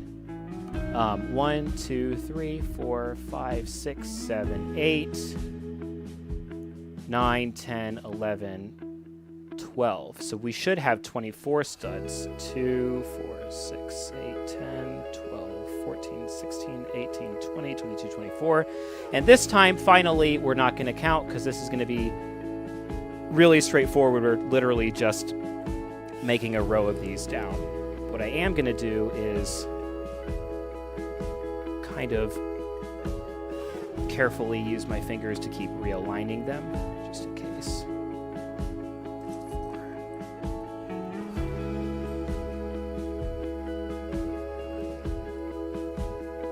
2. You can hear me counting under my breath like I've been counting 1, 2, 3, 4 for an hour and 20 minutes now, so I'm like,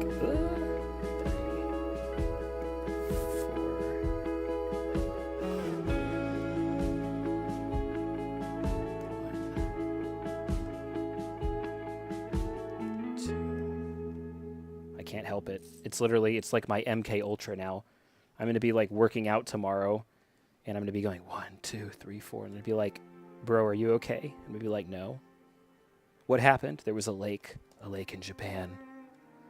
I can't talk about that place. Do you need to see somebody? I tried.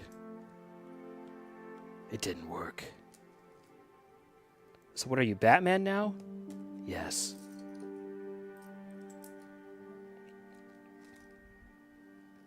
Getting this in.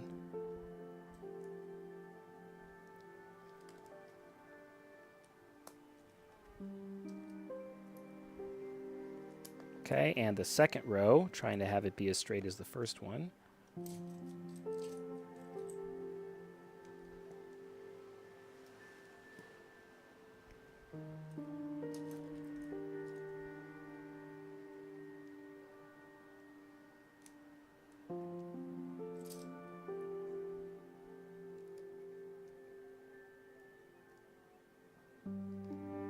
Also trying to not trap any stray cat hairs under these tiles to be enshrined forever. I think we're doing okay so far. More of this.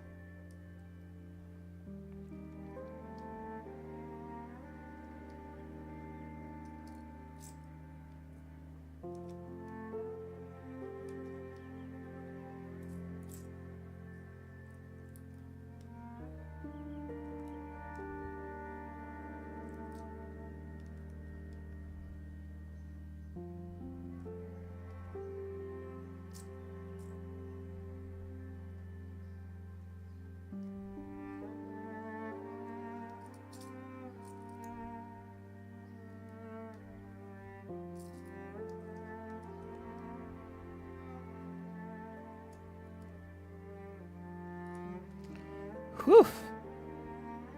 All right. Now it's time to have some fun. So we're going to switch over to minifigure cam. I think that's about right. So now what we need to do is it's time to build Lake Valor cave. Whoop. So we need to find a way to measure to our center stud, this 1x1 black stud, that's like the cave opening. And I can use that as a reference point to go forward. So I'm just going to go... I need this camera to move for a second.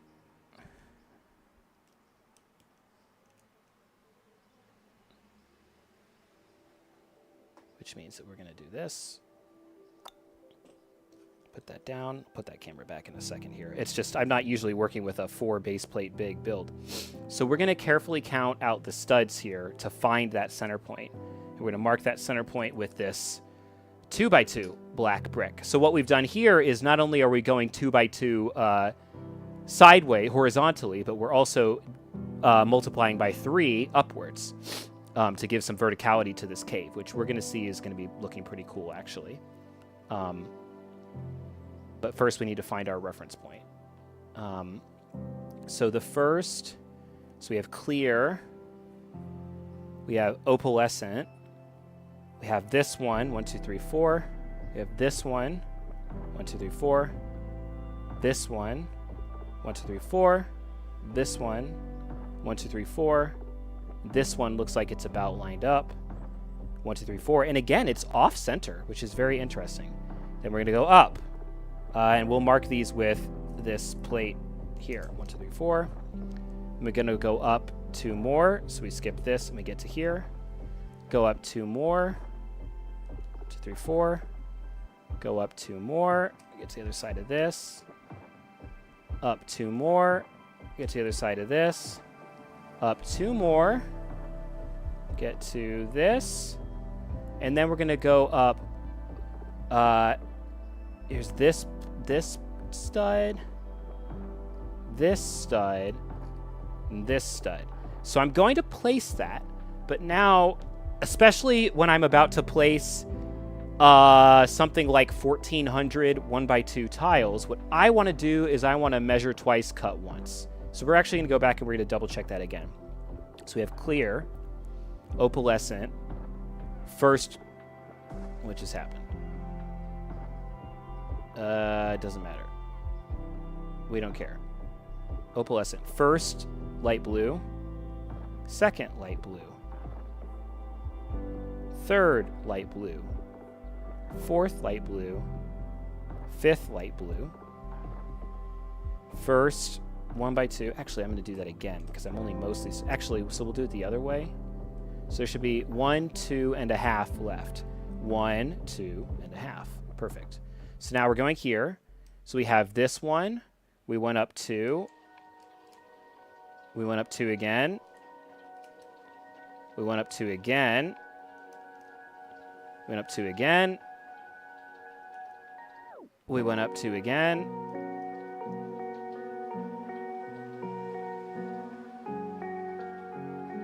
To here. And then we went up 1 brick, 2 bricks, third brick. So I think we found the center of the island here. So now it's basically time to shift back over. I can put the minifigure cam back. So let's put that back real quick.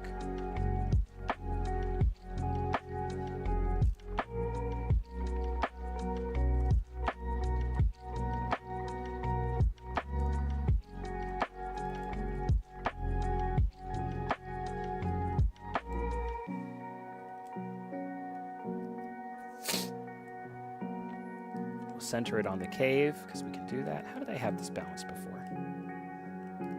It was like that.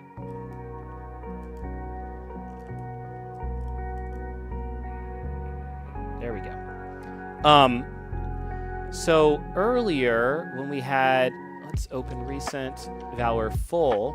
So originally, when I did this full one that was on more than 5, it was on 9 base plates, but it was still 1-to-1 scale.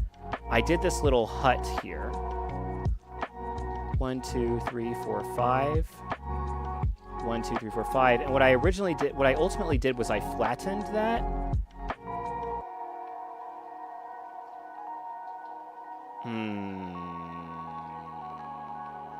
No, let's do it like this.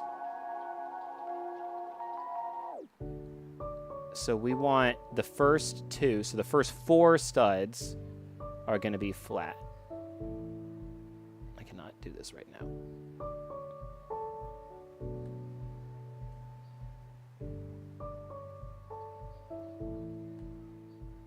Okay, there we go.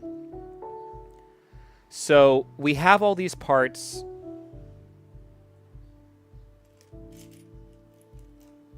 I'm going to kind of set this. So we have a 1, 2, 3. So this is basically beachhead now. So I think, let's see how clever I was when I ordered these parts. I think I was being pretty clever, so we'll find out. So this one, instead of being like this, and we'll take off this now. This is where it gets kind of fun, guys. All right, so we have this piece, and then we have this piece, and then we have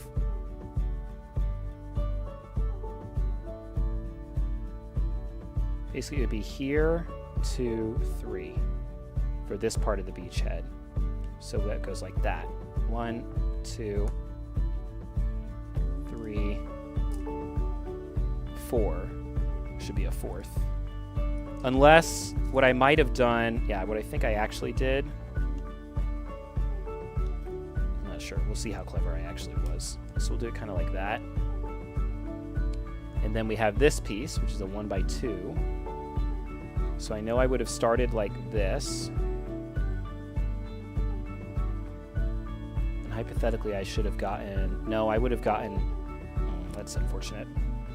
I'm going to have to kind of adjust on the fly here. And I might ultimately change this up a little bit. But I can't steal parts from other builds because it's just going to make things more annoying. So what I might ultimately do is swap out some of these tiles for bricks. But for right now, all we care about is getting the beachhead piece here. So 1, 2, 3, 4. I would prefer that these were plates. I would really prefer that these were plates. I really didn't get a 4th one of those.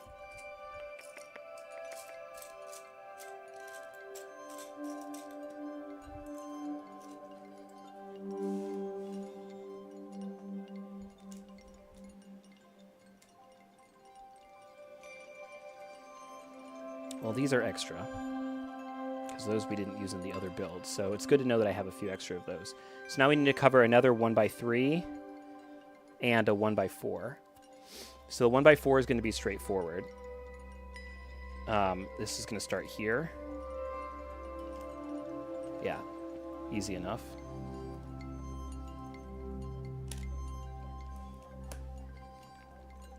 One, 2.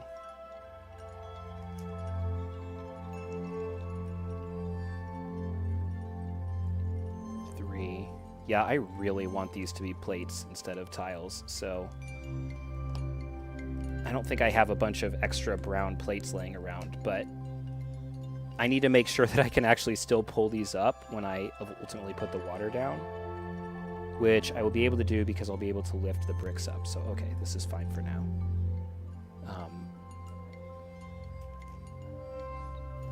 And then this would have extended to here. Yeah, that's fine. So what I'm doing here is I'm just kind of using the parts that I have, knowing that I'm going to make an adjustment to this later, and that's okay for now. I think if I go to the pieces that we didn't use on the farm, we should have... Yeah, we got another one of these.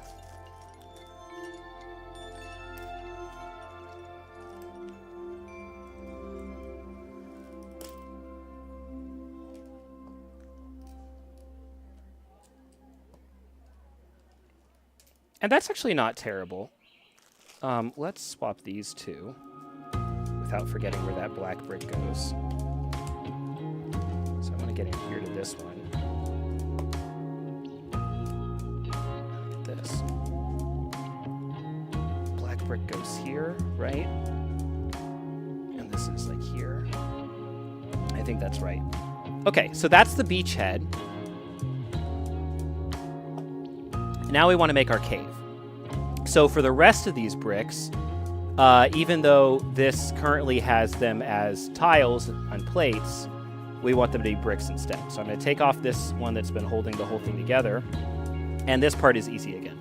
So here we have a 1x2 tile. Instead, we're going to use 4 1x2 bricks. So 1. Actually, this 1x1 black stud browns. This needs to go. And I will go into my spare parts really quickly and find a brown one, hopefully.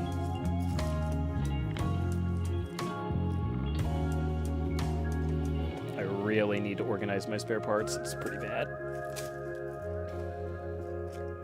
This is organized, which is why I'm going to be able to go into here and find brown relatively quickly. It's right here, right up front.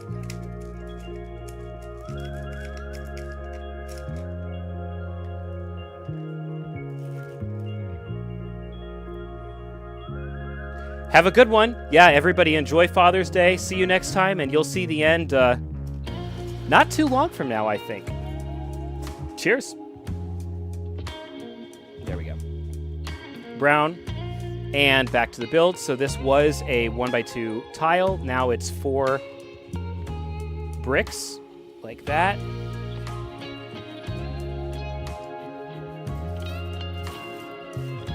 And then here we have a 1x4 tile. So this is going to be 4 bricks. 1, 2, 3,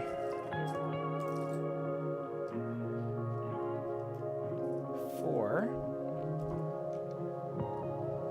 1x2 tile becomes 4 bricks. 1, 2, 3, not right there. 4. 1x3 tile becomes 4 bricks. 1, 2, 3, 4. A 1x3 tile becomes 3 bricks. 1, 2, 3, 4. A 1x2. 1, 2, 3, 4. 1x3. 1, 2, 3, 4. 1x2. 1, 2, 3, 4. 1x4. 1, 2,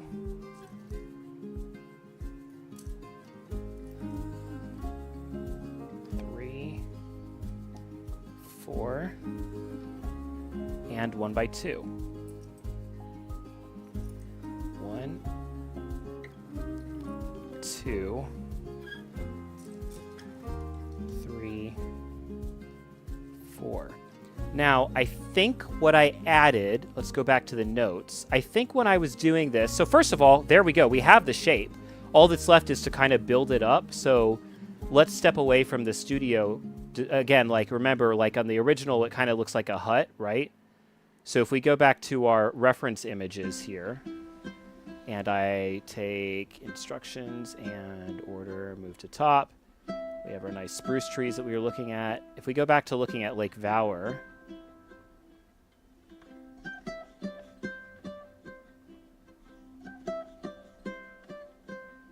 right? It's kind of got this like hut kind of look, right?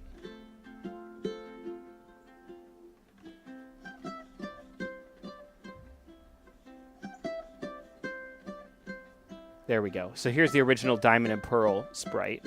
So you've got the land. Actually,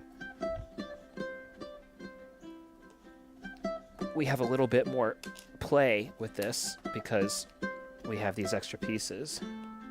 1, 2, 3, 4.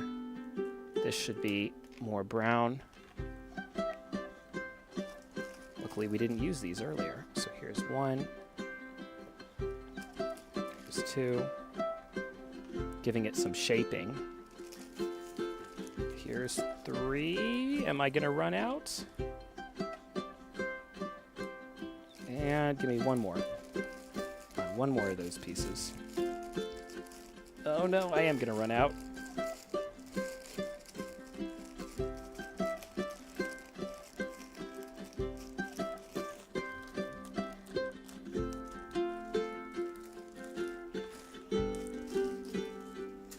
Maybe there's one more in here that they gave me that I've missed all this time. No, there is not.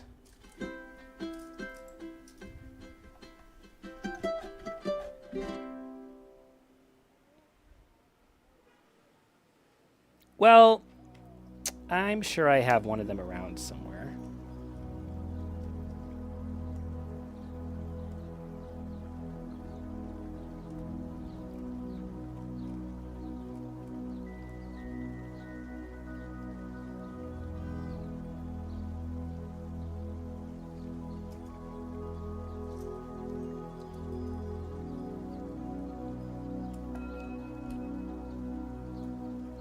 Something like this.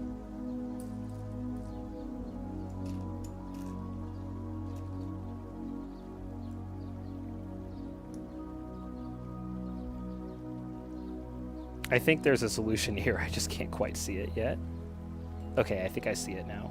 Although, again, I'm not sure what these 1x3 pieces were originally for, which makes me hesitant to use them. I feel like I must have...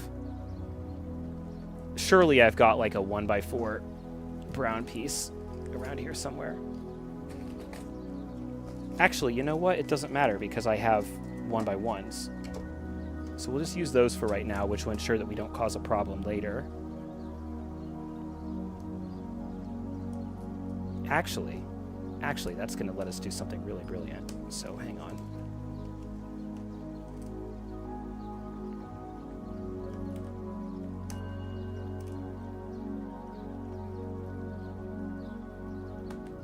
Boom. 1, 2,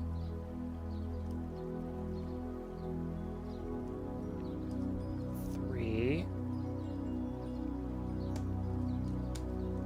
And now we've got kind of like a rocky beachhead approach that you can actually walk up to. Oh, that really worked out. 4. Incredible. That's why you have your extra parts sorted, so you can do stuff like that.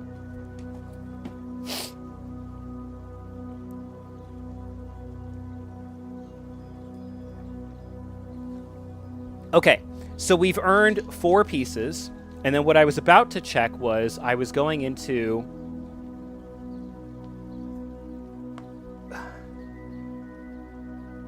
Ugh, almost time for that break. I was going into Bricklink Studio, not Bricklink, into my notes, and I was going to see if I said I added any extra pieces to the... So, 4x4 round reddish brown bricks. I didn't see those today, but that's okay. Round green bricks. 3x all the parts that aren't trees or dirt, but yes to the reddish brown cones. Dirt brick versions of all plates, which we did. Replace grass studs with Minecraft parts. 2x2 green jumper and 2 green stalks each. Where are the 2x2 green jumpers? See those. I think we may have abandoned that idea eventually, but that's okay. 4x4s under trees, take from stock. I know what that means, but I didn't have to do that, so we're actually gonna delete. Opal blue is the next lightest color. We already made use of that note, so we don't have to use that. So point of this being we don't actually have any extra parts, so we're gonna make do with what we have. So we're just going to go like this. There we go. And I think... So for the beachhead... Alright, we're going back to studio.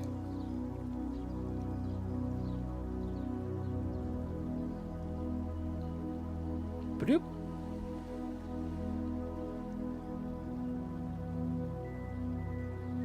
So for the beachhead... We have 4 more. 4. So we have 8 1x3 bricks that we can grab. 4 1x4s, and 4 1x2s. So let's pull those out of the stock, and that's the rest of what we have to work with. So 1, 2, 3, 4, 5, 6, 7, 8 1x3s, 4 1x4s, and 4 1x2s. We've cleverly made use of sort of both the old and the new here. So this is what we have to go back to making that shape. Order, move down of Lake Valor up there. So when we look at this picture of the lake, can I open image in new tab? It's a little small there. When we look at this image of the lake, what are we struck by? We're struck by the idea that you see the gaping, the black, the hole of where you can enter the lake, which I like that we've recreated that. And that there's kind of like a 2-layer. So the first layer, the black, the maw of the cave is right there. So we've effectively recreated that.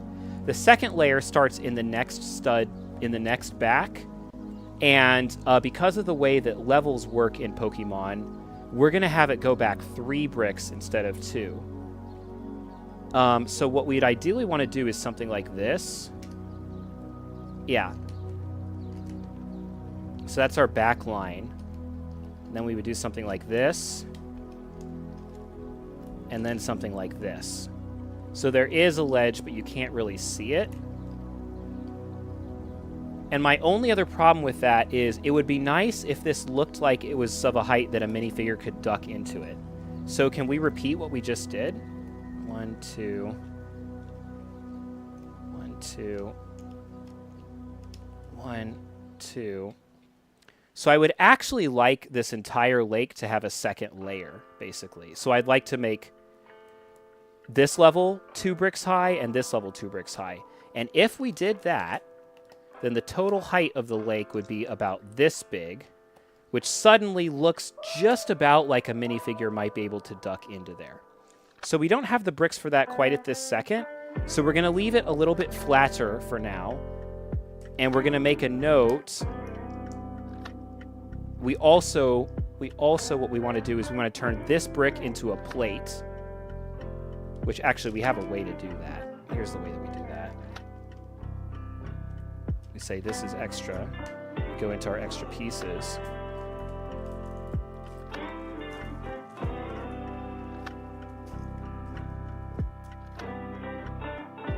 And we find black 1x2s or 1x1 black plates. Do we have those in here? I might be using those for something, which would be a little bit unfortunate. But we should have them in the unsorted extra pieces really, really, really easily. So let's look for that. Ugh. 1, 2, 3. Yeah, an exceptionally common extra piece. Literally 2 of them just laying right on top there. And 4. Okay. So now the next question I have is I want to elevate this by 1 more so it looks like this layer is sitting on top of the previous layer. So what are our dimensions here? So this is 2, 4, 6, 8 by 2, 4, 6, 8, 10, 12. So I probably have an 8 by 12 plate. Like 8 by 12 is not the craziest dimension. So we're going to go into the extra parts. We're going to see what we have in the true extra parts. We're going to see what we have in brown. This is all like beachy type of stuff.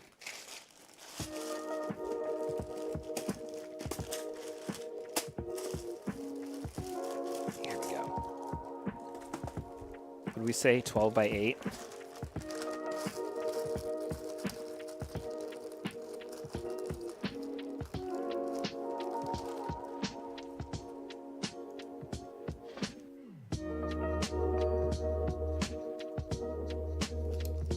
this is ripped, so that's good to know. There's going to be a couple extra brown parts in there too, which is good. I want this one.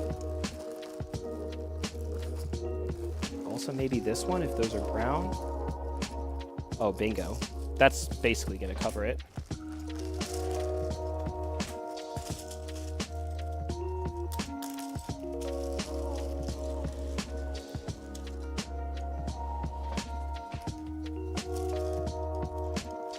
This is brown.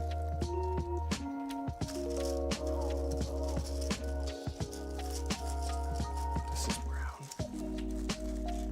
So there's already 4 by 12. So if we had 2 more of those, we'd be set, but we don't. So we're going to go like this. Any more brown in here? Yep, 6. There's 1 more we need.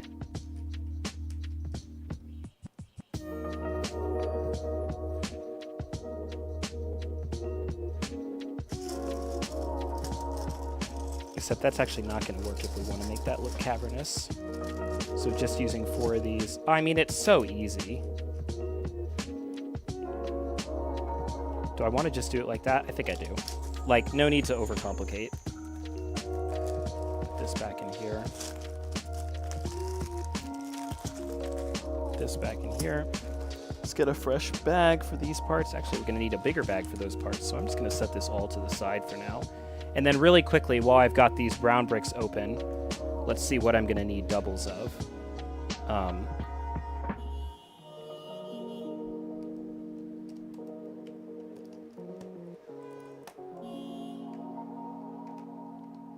And the way I'm going to do this is just sort of layer by layer. I'm going to peel it back. Yep.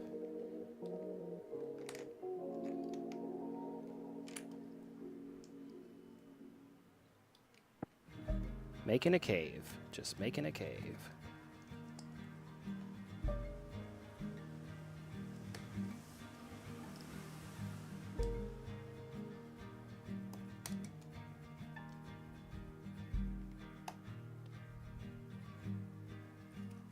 So back here, let's pour out these extra bricks that I have and just see if we have anything useful in here before I put it back.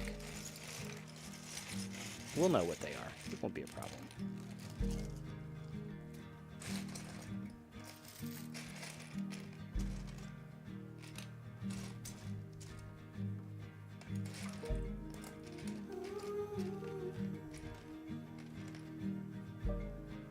So 6, 8, that covers the rest of the bottom layer.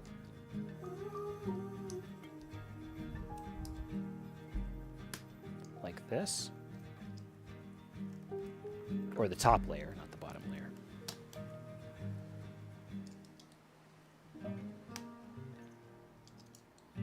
There we go, a little hut. So now I'm going to actually one-to-one transpose this. So we're just going to pull these bricks off one at a time and put them in their homes on the plates so that we can elevate the plates properly. You can see what I'm doing, right? Let's see. Yep.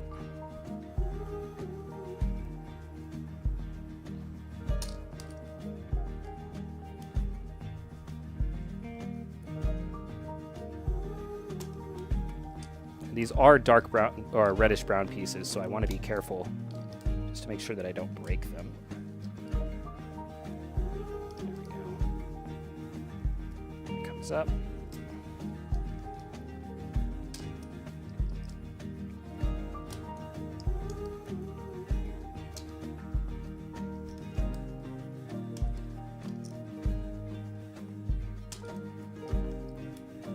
So we're getting a little bit of height already.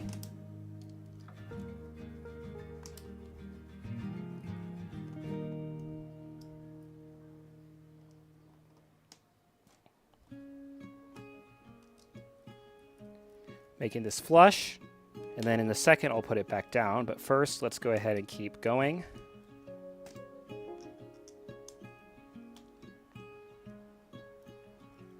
Like this.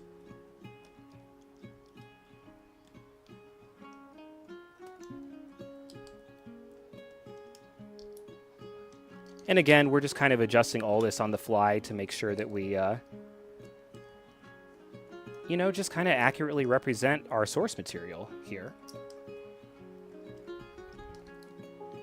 Now we're going to put down those 4 1x1 studs, black studs, to represent sort of that cave opening.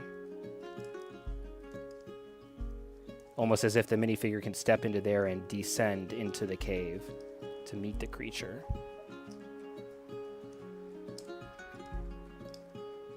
Although the other thing we can do is, I see right here this black 1x2, and like obviously this was going to be used for something, but if I did put it there, I could set Azulf right on top. Maybe another time. There's that, and there's that.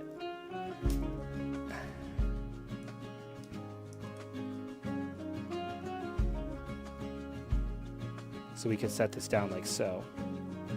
Now, if I was really, really clever, there's probably a way to use all of these pieces and basically fill this up. So I need to cover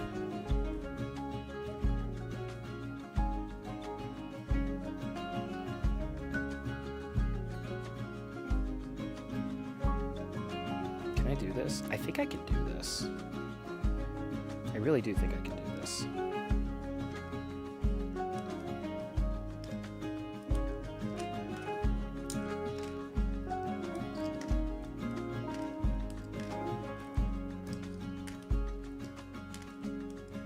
And this is the benefits of what happens when you don't make structures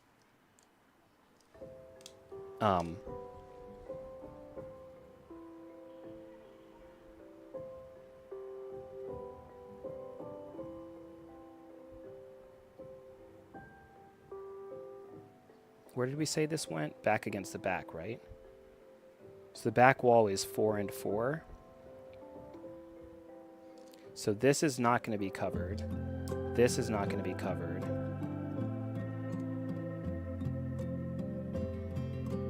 This is not. This is not. But the rest of it is. So now I can use pieces like this black 1x6, this gray one, and now I can go in here and I can just start placing this top level because nobody's going to see those ones that were the other color on the inside. Look at this. No need to order extra pieces today. You got to use your stocks down sometimes. All right, there's half. There's half. Now for the other half, we got all these pieces.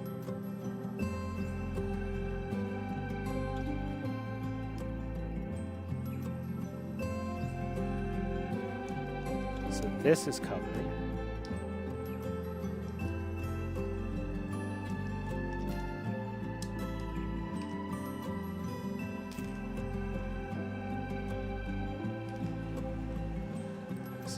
This is covered. This is not. This is not.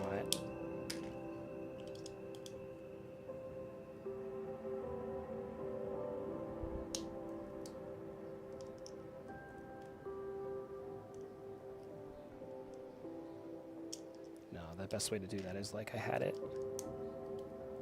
back here. Restoring all these nice reddish-brown parts that we can then use. Bingo.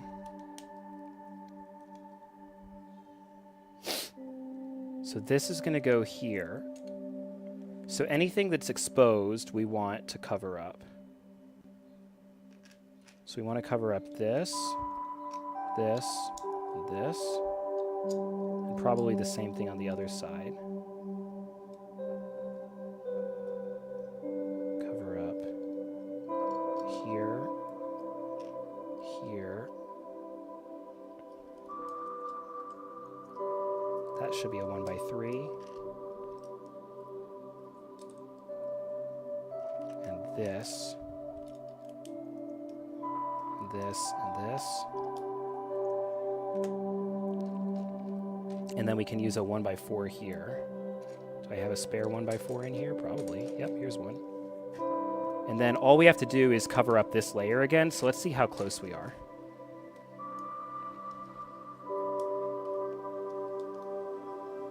Actually, not as close as I hoped. This doesn't need to be here.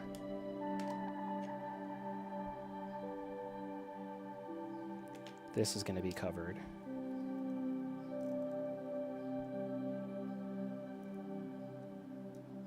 And literally what I'm doing right now is just trying to save money, save parts.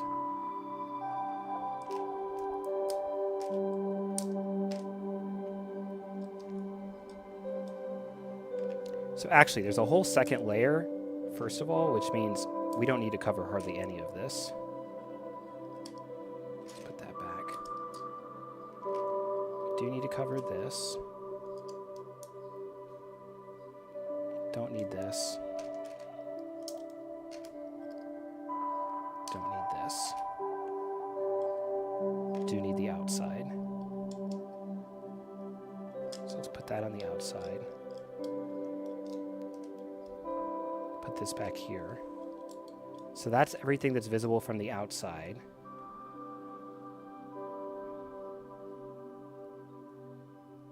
So everything else is filler.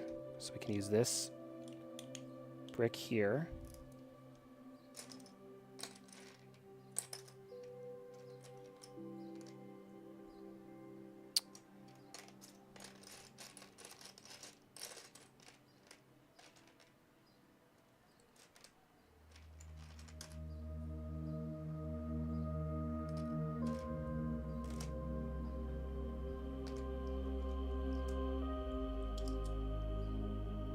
This here.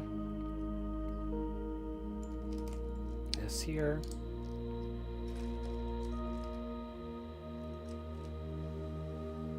Let's use masonry bricks here. And another one here. And then we just have to cover up the second level to here. So let's start with what we know we have to do. We know we have to do these. We know we have to do these.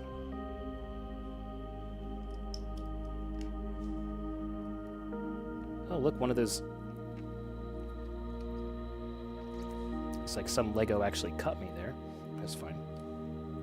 I won't hold a grudge. We know we have to do these.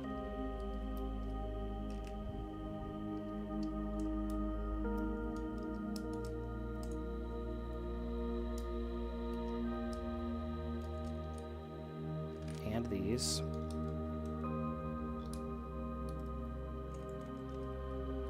And the rest of this.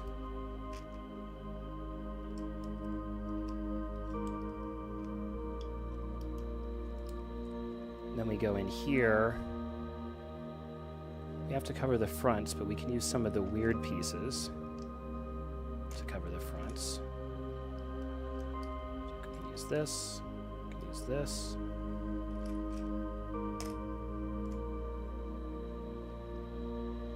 Use this.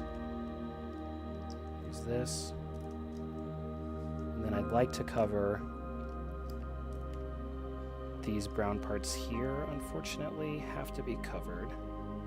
Although actually, we can save, we can economize by doing this. There's a method to the madness. I swear there's a method to the madness. We're actually almost there. We come back over here. If we want to economize again, go like this. Take another random brick. So what have we got here? This is almost perfect. I would like to have a 1x2 there, so we'll use this. I tend to look for things that I don't have pairs of, because then I won't miss them later. Okay, there's that. That is the front. So the front is done. The front can literally be placed. It's totally, totally done. So let's smush that onto the base plate. That's going to hold those two base plates together. And then all that's left is the back. And unfortunately, I forgot to account for the second level with the back. But, again, we're pretty clever here. We might be able to do something about that. Because here's the thing, a lot of this is actually not going to be shown. So actually, I think I'm going to lightly rest this here. And we're going to start by covering up things that we know are going to be shown. So here we can economize with a 1x2, which means we just gain back 2 1x3s. We use them right there. Over here, we can economize with a 1x2. Just gain back 2 1x3s. Use them right there. So those are going to look like that. So now let's find a 2x6. Actually, we don't even need it. We can use this one. This 2x4. And like, as you can see from the front cam there, like we're starting to actually kind of vaguely look like we've got the cave entrance. It's a tiny little cave, but it is a cave for a tiny little Pokemon, so.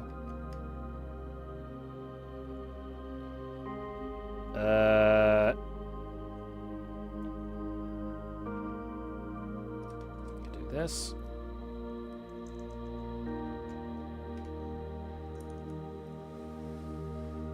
I think we've got this. Put this right here. Yep, no one will be none the wiser. Now I need these.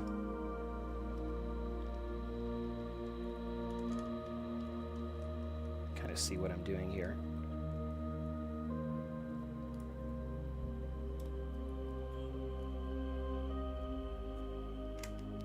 And then we just have to close this up. So we need all of these pieces. So I'll set it sideways so we can kind of see what we're working with. We need all of those. And then we need to cover this entire thing. Ugh, we're like 1 brown brick short. I'm going to say that this one over here is an extra. So we could put that there. Put that there. That there. And now we get here. We get here. And I really feel like these, like I was trying to prepare myself for this situation. So I'm going to take these 2 1x6 bricks. And I might regret this later, but that's okay. And that pretty much closes up the lake for us when you put it all together. Done. And then the only other thing that we would potentially do, because we're almost at the level of the character here, is if I went back to where I had my tiles, you say this was the bag that was ripped? Yeah, it's the bag that's ripped. So we got a fresh baggie here for these remaining. We actually, look at that, we used a lot of our spare bricks there, which is super great. Super, super great. So we'll put these back, because we don't need these anymore. And we don't want them to confuse the build too much.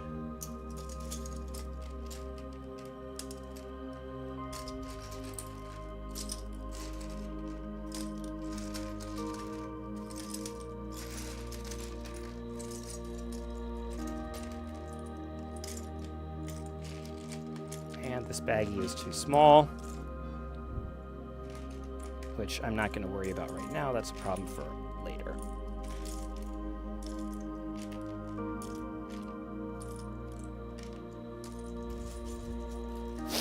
Okay, so the last thing I'd like to do with this cave is I'm going to go back to my tiles.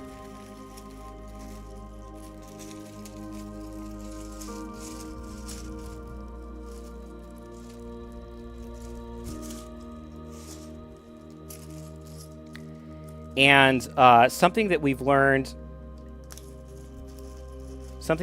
from Lego Minecraft actually is that if you're trying to tackle tile accurate verticality,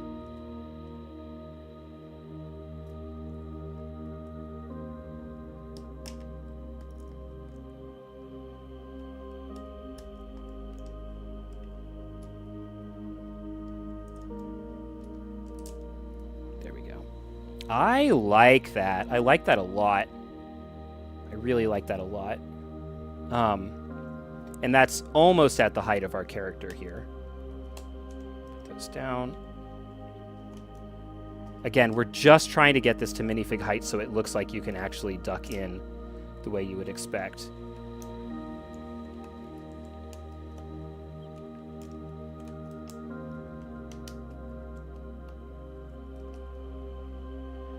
So what I'd like to do is I'd kind of like to do that one more time. Just by doing it here. 3. I don't know why I had all these extra 2x2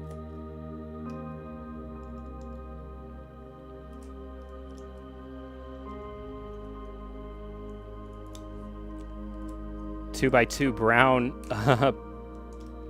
pieces, 2x2 brown tiles here, but they've come in very handy unexpectedly, so okay. We'll take the little victory. We'll take the wins.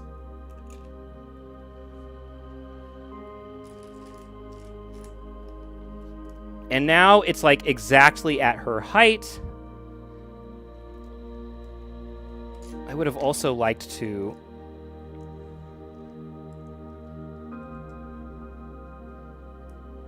go around the edge here with them.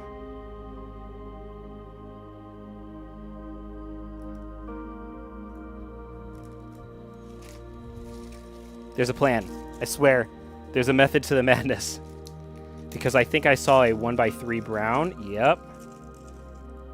There's 1. And we'll take those 3 we had from earlier. 2. 3. Again, look at the minifig cam. It's like a little mini Bowser Castle or something. 4. We have this. 1. And there's 1 more in here for some reason. 2. We out of brown pieces now? I think we've got to be out of brown pieces now. Here's a 2x4. Incredible. 1. If there is 1 more 2x4 brown piece in here, we are golden. But I don't think there is.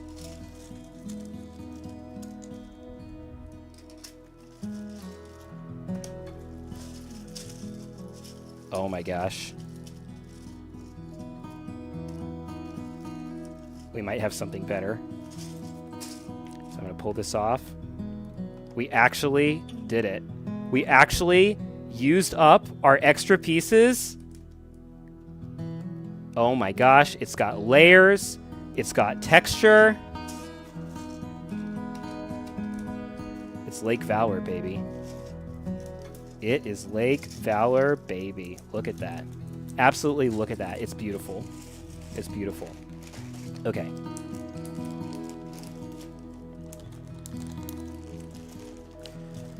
So our last thought with this, the last thing I'm thinking about here, I'm going to actually sit back down now. Okay. Let's go back to our source material. So it's not actually a cavernous maw of blackness. What it really is it's supposed to look like somewhere you can you have to duck your head in and stoop to get to. And while we were going through those bricks earlier, I noticed that for some absolutely unknown reason, I have this piece, 2x2x2 slope brick. And I feel like what I can do, let's see. Can I make this look like it's casting shadows? I don't know. That looks like it's sealed. It looks like it's a removable door. I mean, it'd be really nice if I had this piece in black. How do I feel about that? How do I feel about that? How do I feel about that? What do I have in black in here? I like that better. I like that a lot better. Do I have another black 1x2 piece? I don't want to pour this out again.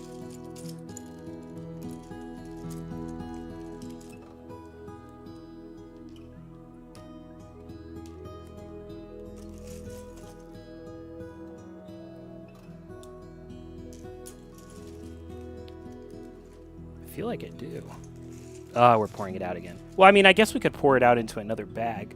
That would be the smarter thing to do, wouldn't it be?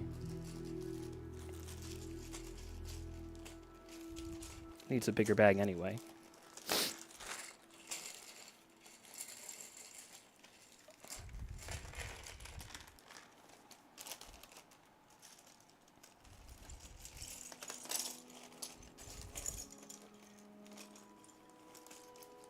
So we're just looking to see what we have in our extra pieces in black. This is the mid build slump. The part of the build where your ideas and your execution are suddenly in contrast, although we've done pretty incredibly so far. Just looking for black pieces. That won't help me. What is that? That is a very specialized piece. That won't help me. That's too big. Is this black? There was one more of those. And there's this. Ooh, I have an idea. Okay. Also, let's not forget that we have this 2x2 black piece from earlier. So, what I think we can do... It's like a yawning chasm. So if we do this, I think I might have a way to make it look like Azulf is emerging from the chasm. So if I put this right here, put this right here,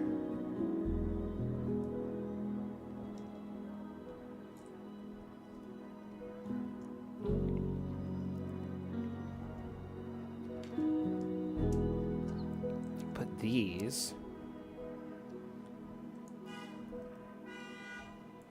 and then put these. That's going to make it look like there's a path into the darkness. Yep, I think we got it.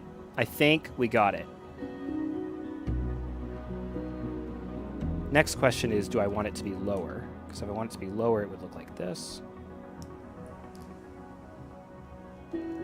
Yep, that's good too. And then if I had a way to make that piece black instead of brown, what piece is it, first of all? I do think there's a way to do this. Let's see. So here, if I put this sideways,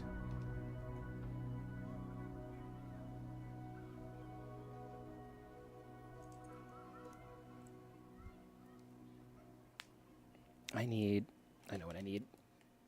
Yep. I don't need this brick. This brick could go away. I need this brick here.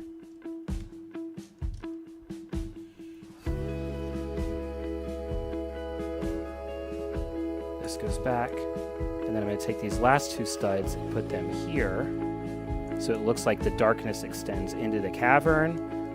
Oh yeah, it's... No wait, that's not right.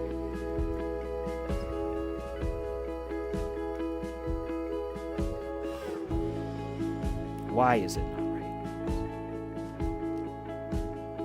I need brown.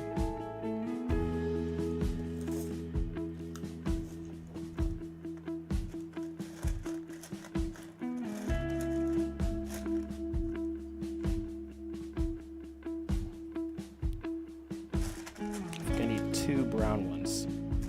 Which I don't have a stack of them, but I do have the piece. So here's one.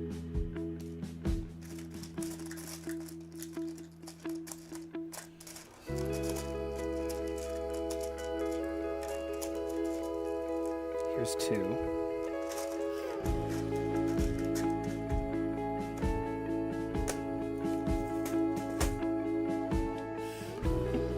So I'm going to take off these 2x2 plates, put this one here, this one here, this one here, this one here, so it looks like that underneath.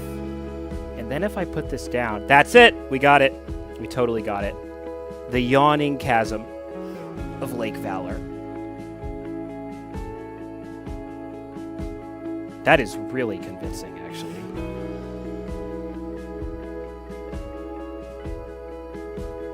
And you know what I can do? Boom. Oh, it's incredible. It's incredible. So all that thing that I actually just did with the black, we actually didn't need to do, but don't tell anybody. No one needs to know. Whew! We have a chasm, people. We have a chasm. Put those bricks away.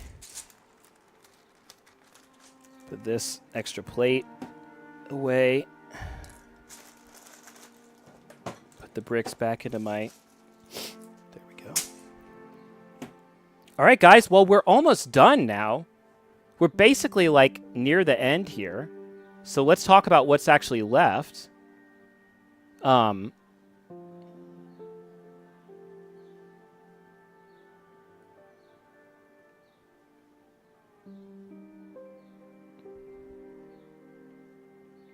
Yeah, that's really convincing. That's so cool. Okay, so what's actually left?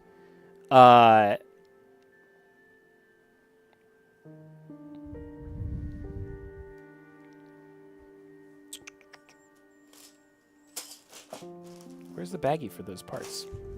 I don't know. So, all this tree stuff is kind of unfortunate. Again, I think those pieces are going to show back up at some point, and that's okay.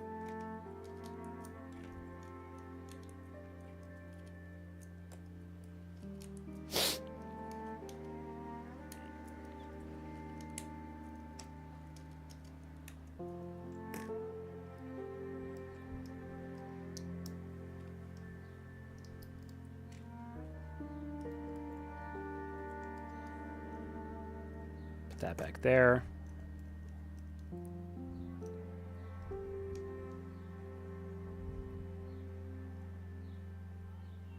This back there.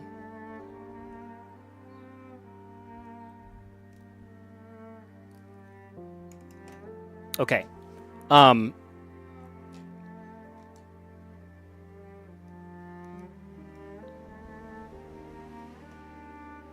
Yeah, the perspective isn't perfect, but it's definitely good enough now. It wasn't before, and now it is. So the farther the minifigure is away from it, the better it looks. Yeah, especially if you have swimmers like that. Okay, so what's left? You would think that all that's left is basically to tile the lake, but there's actually one more step here.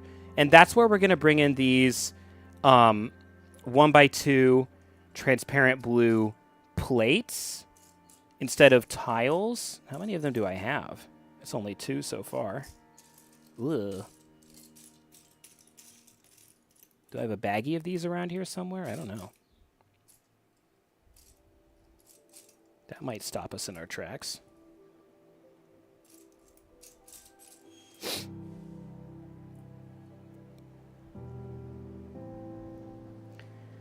The point is, basically,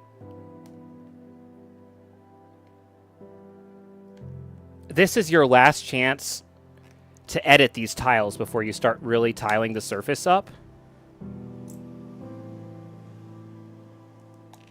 So what I like to do is to use a couple of these plates instead of tiles to basically make connection points. So like just how I have that, just like how I have that,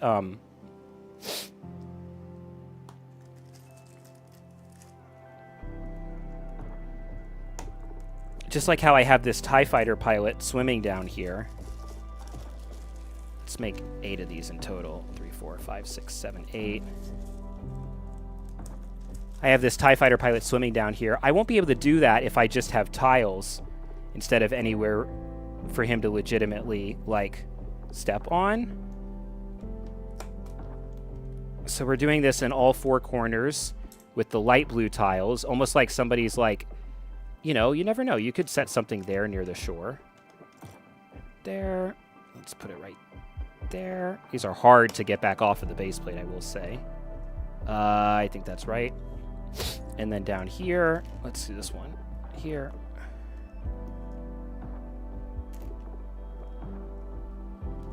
And I like here.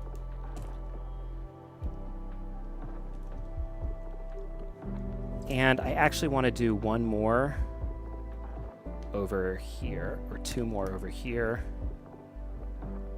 which is going to be a total of 10 tiles replaced.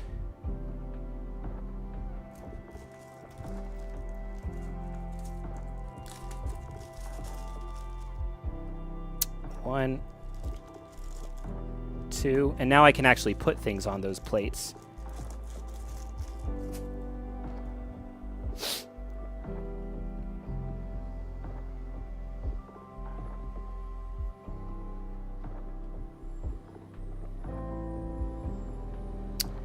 So the last thing would be to do the same thing with these dark blue.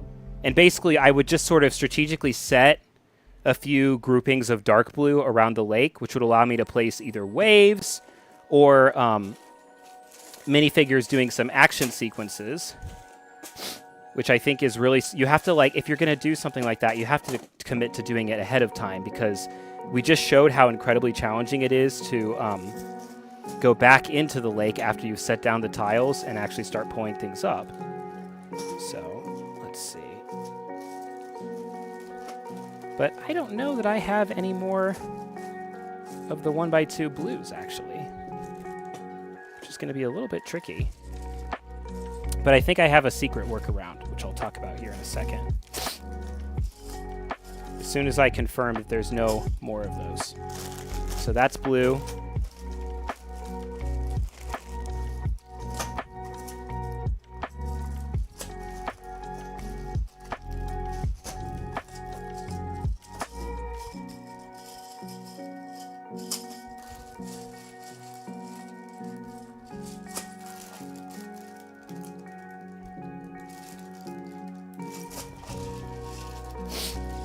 Yeah, it doesn't really look like I have any more hiding around.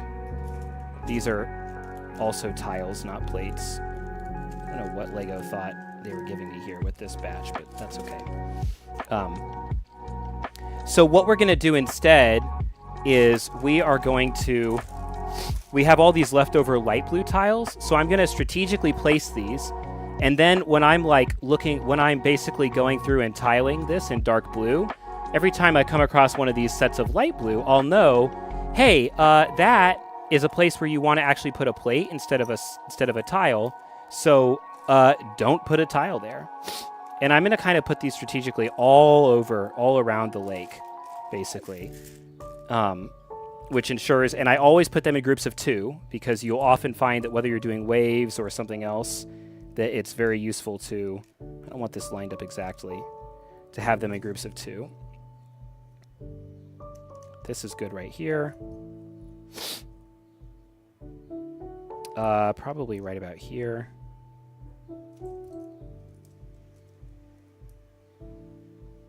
That's all fine. That's all fine. Maybe like right here. And then let's do one more. And this time I'm going to use these. I'm going to actually use bricks, because I have to get into this mess here. And if I don't use bricks, it'll just get overridden when I do the mess.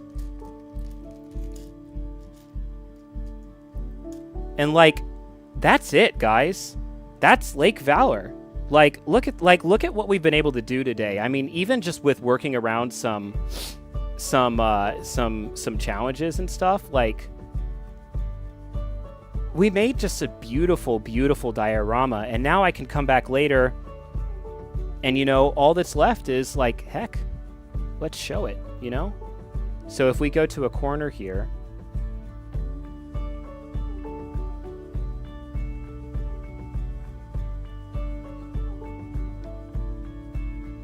interesting. So this whole row I have starting with a 1x1, meaning it would basically look like this. So we go like that, and then we just start going over. So like, just do this, start going over. And now, since we only have one piece to choose from, actually, can I finish this? What if we just didn't leave this unfinished? All right, guys, no breaks, no relenting. We're just going to do this. We're just going to absolutely knock this out of the park.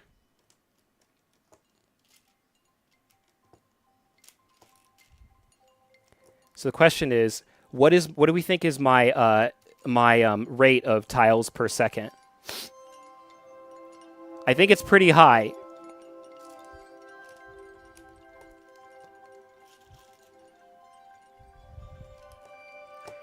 But like I said, I think we have like 1,400 of these. I bet I can do one of these. I bet I can do at least 15 tiles a minute. I don't know. I'm just talking now. Okay, up here, they're all fine. Down here, they're all fine. Over here, we get to this stud, and these are fine, but then this one, it goes like that. It's going to go like that. Go like that. And now we can take off these bricks that were holding the plate together. Goes like that. Goes like that. And I think when we get down to the corner here, yep, and then we're going to go down diagonally like that. Like that. Like that. Like that. Like that. And does it go all the way to the last corner? Yep, it does. Boom. Okay, so now we get to minimize. I don't have to look at Lego Studio anymore. Now, the only thing left is Fear itself. Now, we tile. We tile like we've never tiled before. All right, it is 5:33 Eastern. We're just going to tile. Because I don't need to look at anything anymore. So now it's going to be like ultra speed zone, ultra speed mode. There's nothing to think about. No more decisions. Only the tile remains.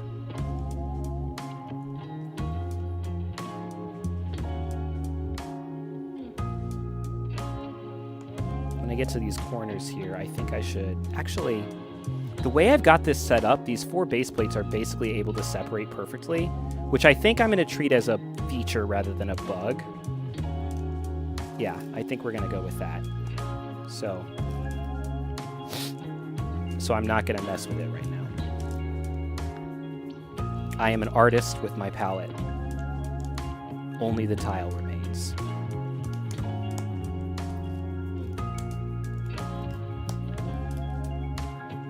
I guess I could put these in a bowl.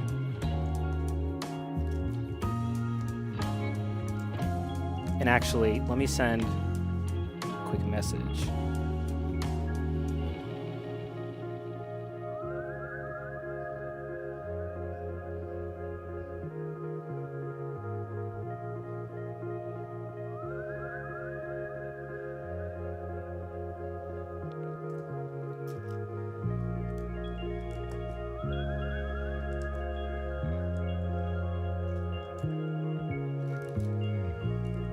If you're listening at home, this is a great point to just like turn up the music, enjoy the vibes. It's only tile. It's just tile, guys. It's like multiple hundreds of dollars of dark blue water tile, which is why I will not be doing this for my ocean section.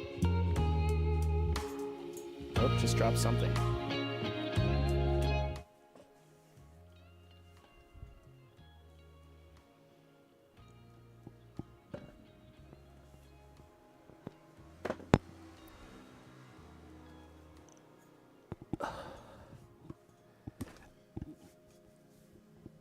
Oh, where is it? What did I drop? Otherwise the cat will find it.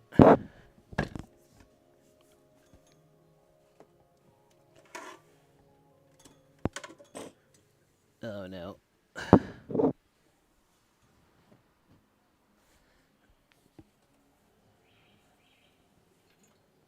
Well,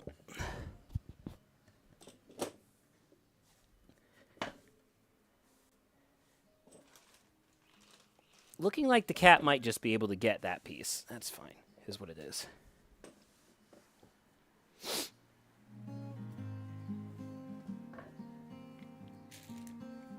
And now I also don't remember what I was saying at all.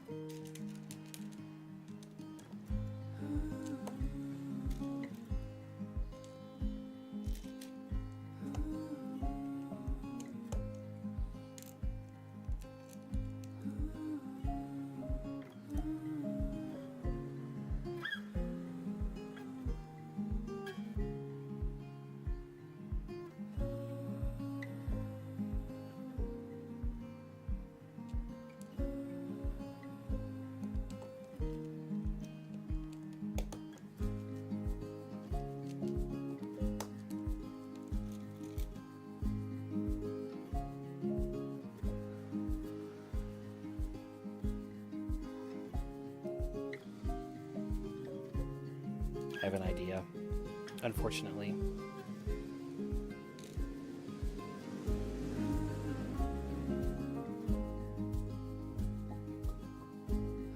Yeah, it's gonna look, oh boy.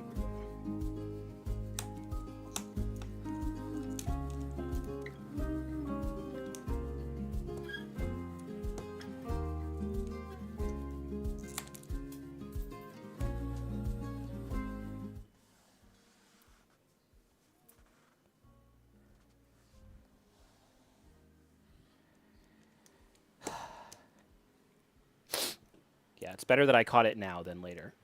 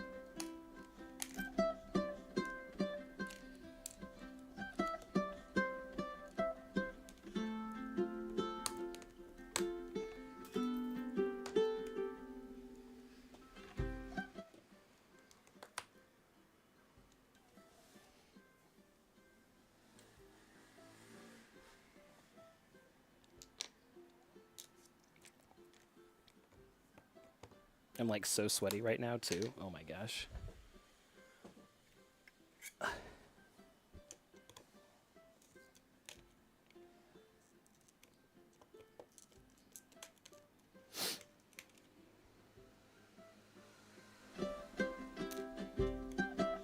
My idea is simply to offset these rows a little bit, which is something I would normally do when I'm making like my beach or so on, and it gives the impression of water movement instead of the water being perfectly still. And while Lake Valor is very still, I don't think it's so still that we want all the rows to be aligned. So, okay, back to it.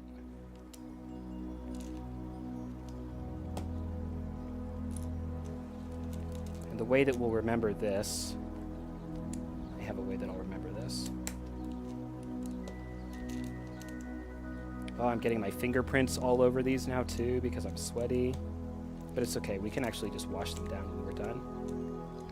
Okay, so the way I'm going to remember that is this needs to be a 3, that needs to be a 3, that needs to be a 3, that needs to be a 3, this needs to be a 1, that needs to be a 1, that needs to be a 1, needs to be a 1, a 1, a 1, this would be a 2, this would be a 3.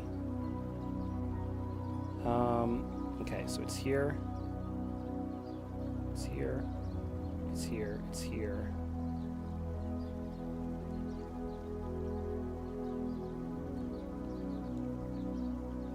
So this is correct.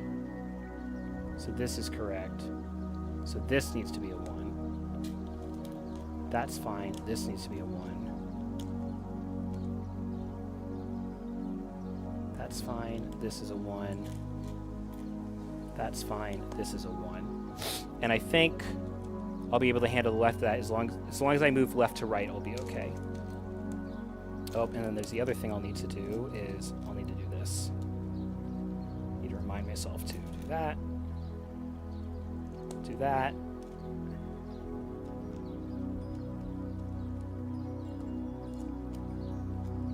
Do that.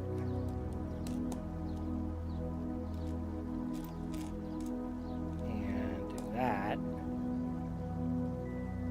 Why is this down by a stud? Oh no! Wait a second. What's happening here? Oh, I'm just foolish.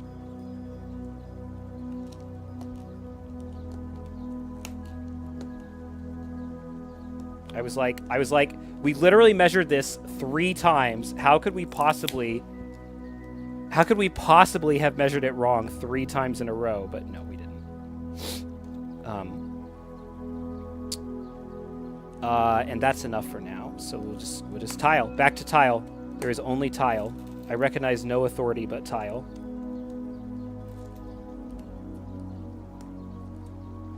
And let's get these two. So that was right. This is right. This is wrong. This is right. This is wrong. This is right. This is wrong. This is right. This is wrong. This is wrong. This is wrong. I swear this will make sense. This is wrong. This is wrong. This is wrong. This is right. This is wrong. This is right. This is wrong. This is right. This is wrong. This is right. This is wrong. That's great. And when we have extras, okay. Right. Wrong. Right. Wrong. Right. Wrong. Right. Wrong. Right. Wrong. We put those there. Right. Wrong. Straight. Offset. Straight. Offset. Straight. Offset. Straight. Offset. Incredible. Okay. Now we tile.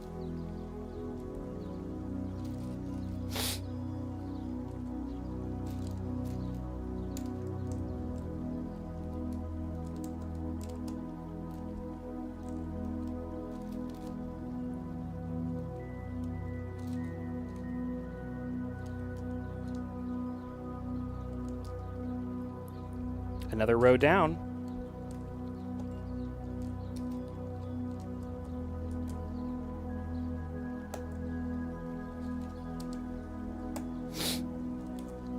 Yeah, this is better. This gives much better perspective that the water is kind of moving. It's much more visually interesting. And I can go back to not having to think about it because I've pre-marked where everything is offset versus where it's not offset.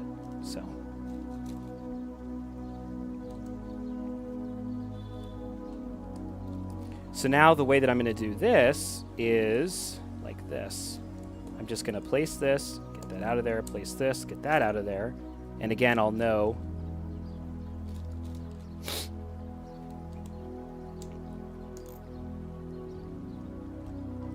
that that's a spot where I need to buy some plates. Next row. Look how fast we're doing these. And these are huge rows too. Okay, place this. Place this.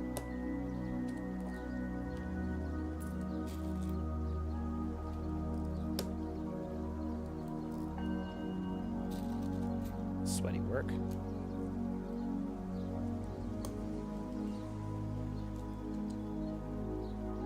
Wow, am I gonna have to go turn the air on? I never turn the air on for stuff like this.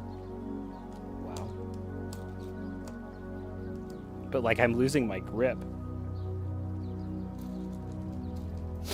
Let me just close the windows.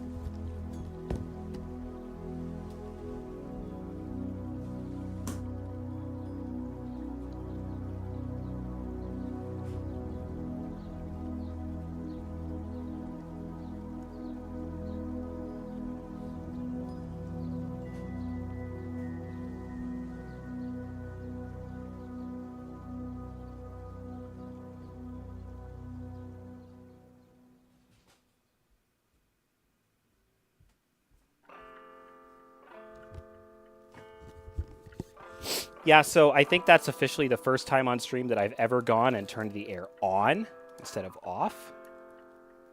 But it immediately helps. I can actually feel the pieces again. Now the next question is, am I going to get cold and be so numb that I can't even place the remaining 1,300 tiles?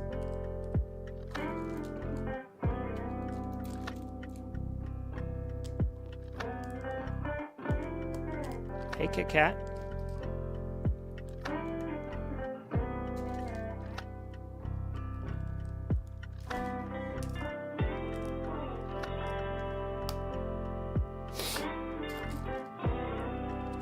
Oh, fun fact. So this piece, 1 by 1 dark transparent blue tile, This piece obviously exists. I'm holding one. It has never been released in a Lego set, which is endlessly frustrating to anybody who ever works with trying to make tile-based water like this.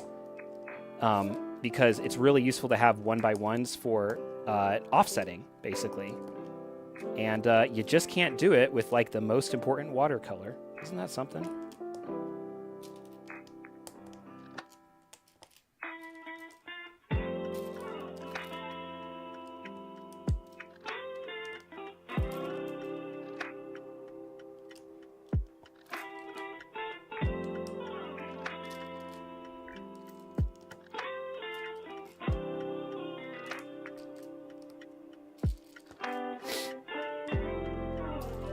The other thing I guess I could do is I could do this by quadrants. So I could like power out just this one quadrant over here instead of doing these long rows that feel like they take a really long time. When you have long repetitive tasks, it actually sometimes can be really helpful too. I think we actually talked about this when we were doing the farmland, like to break them down into their constituent parts. Yeah.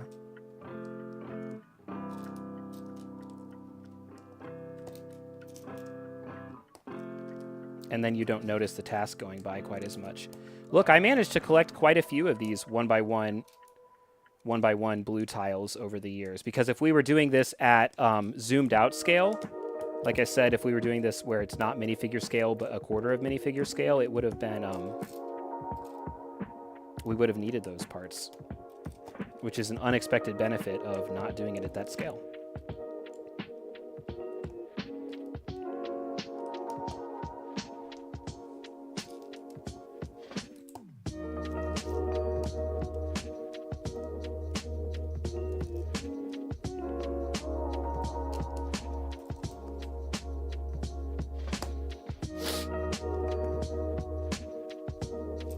If you're looking at my small camera, you can actually see here. We'll swap again.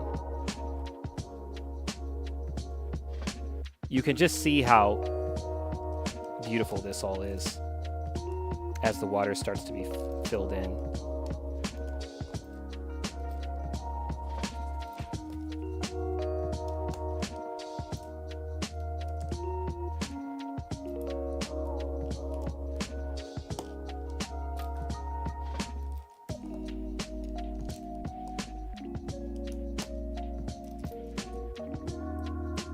Collected a measly 4 of that piece that was never released in a set.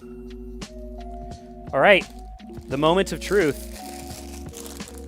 It would be really useful. I have an idea.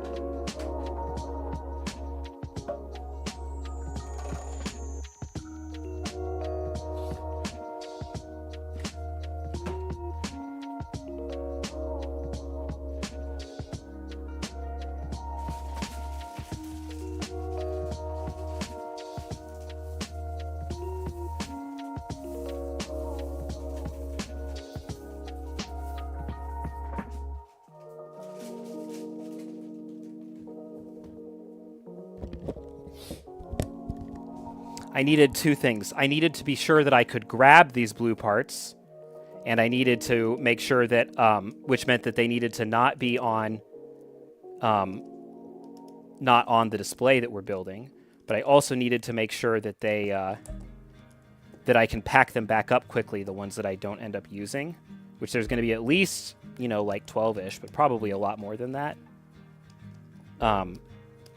Which meant making sure that I unload them on a fresh mat instead of mixed in with all those Lego pieces from before.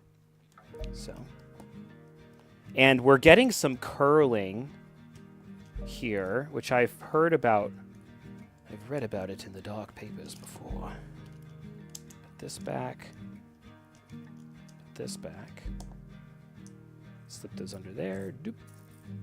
And put this just to show that I knew what I was doing. We'll keep going on this quadrant.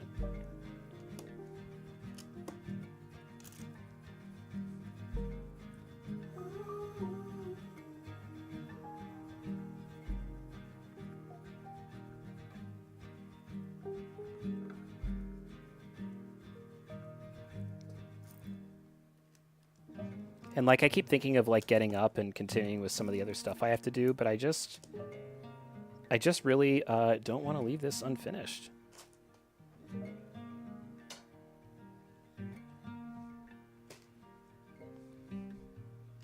Besides, we're in the mindless part of it now. So.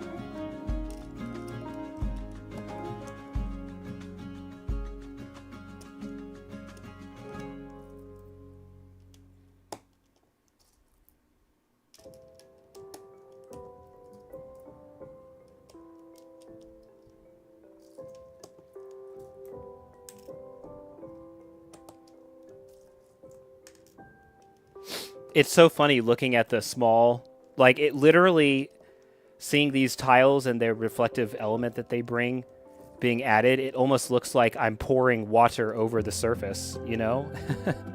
It literally looks like that. Let's see. This will be offset. This won't.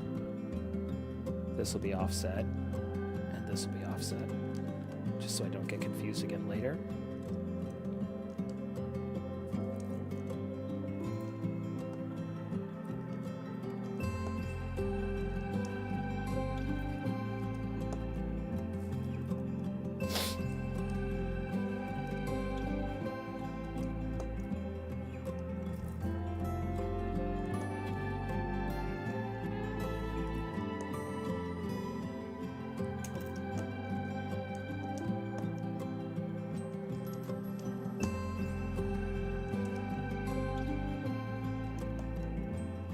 And that is a quarter of the lake tiled. And I think at this point, we pretty much kind of understand what's going on here. I mean, we've done this beautiful work. I'm feeling pretty thrilled about what we were able to come up with today. So I'm going to call it right there and go have some Father's Day dinner myself.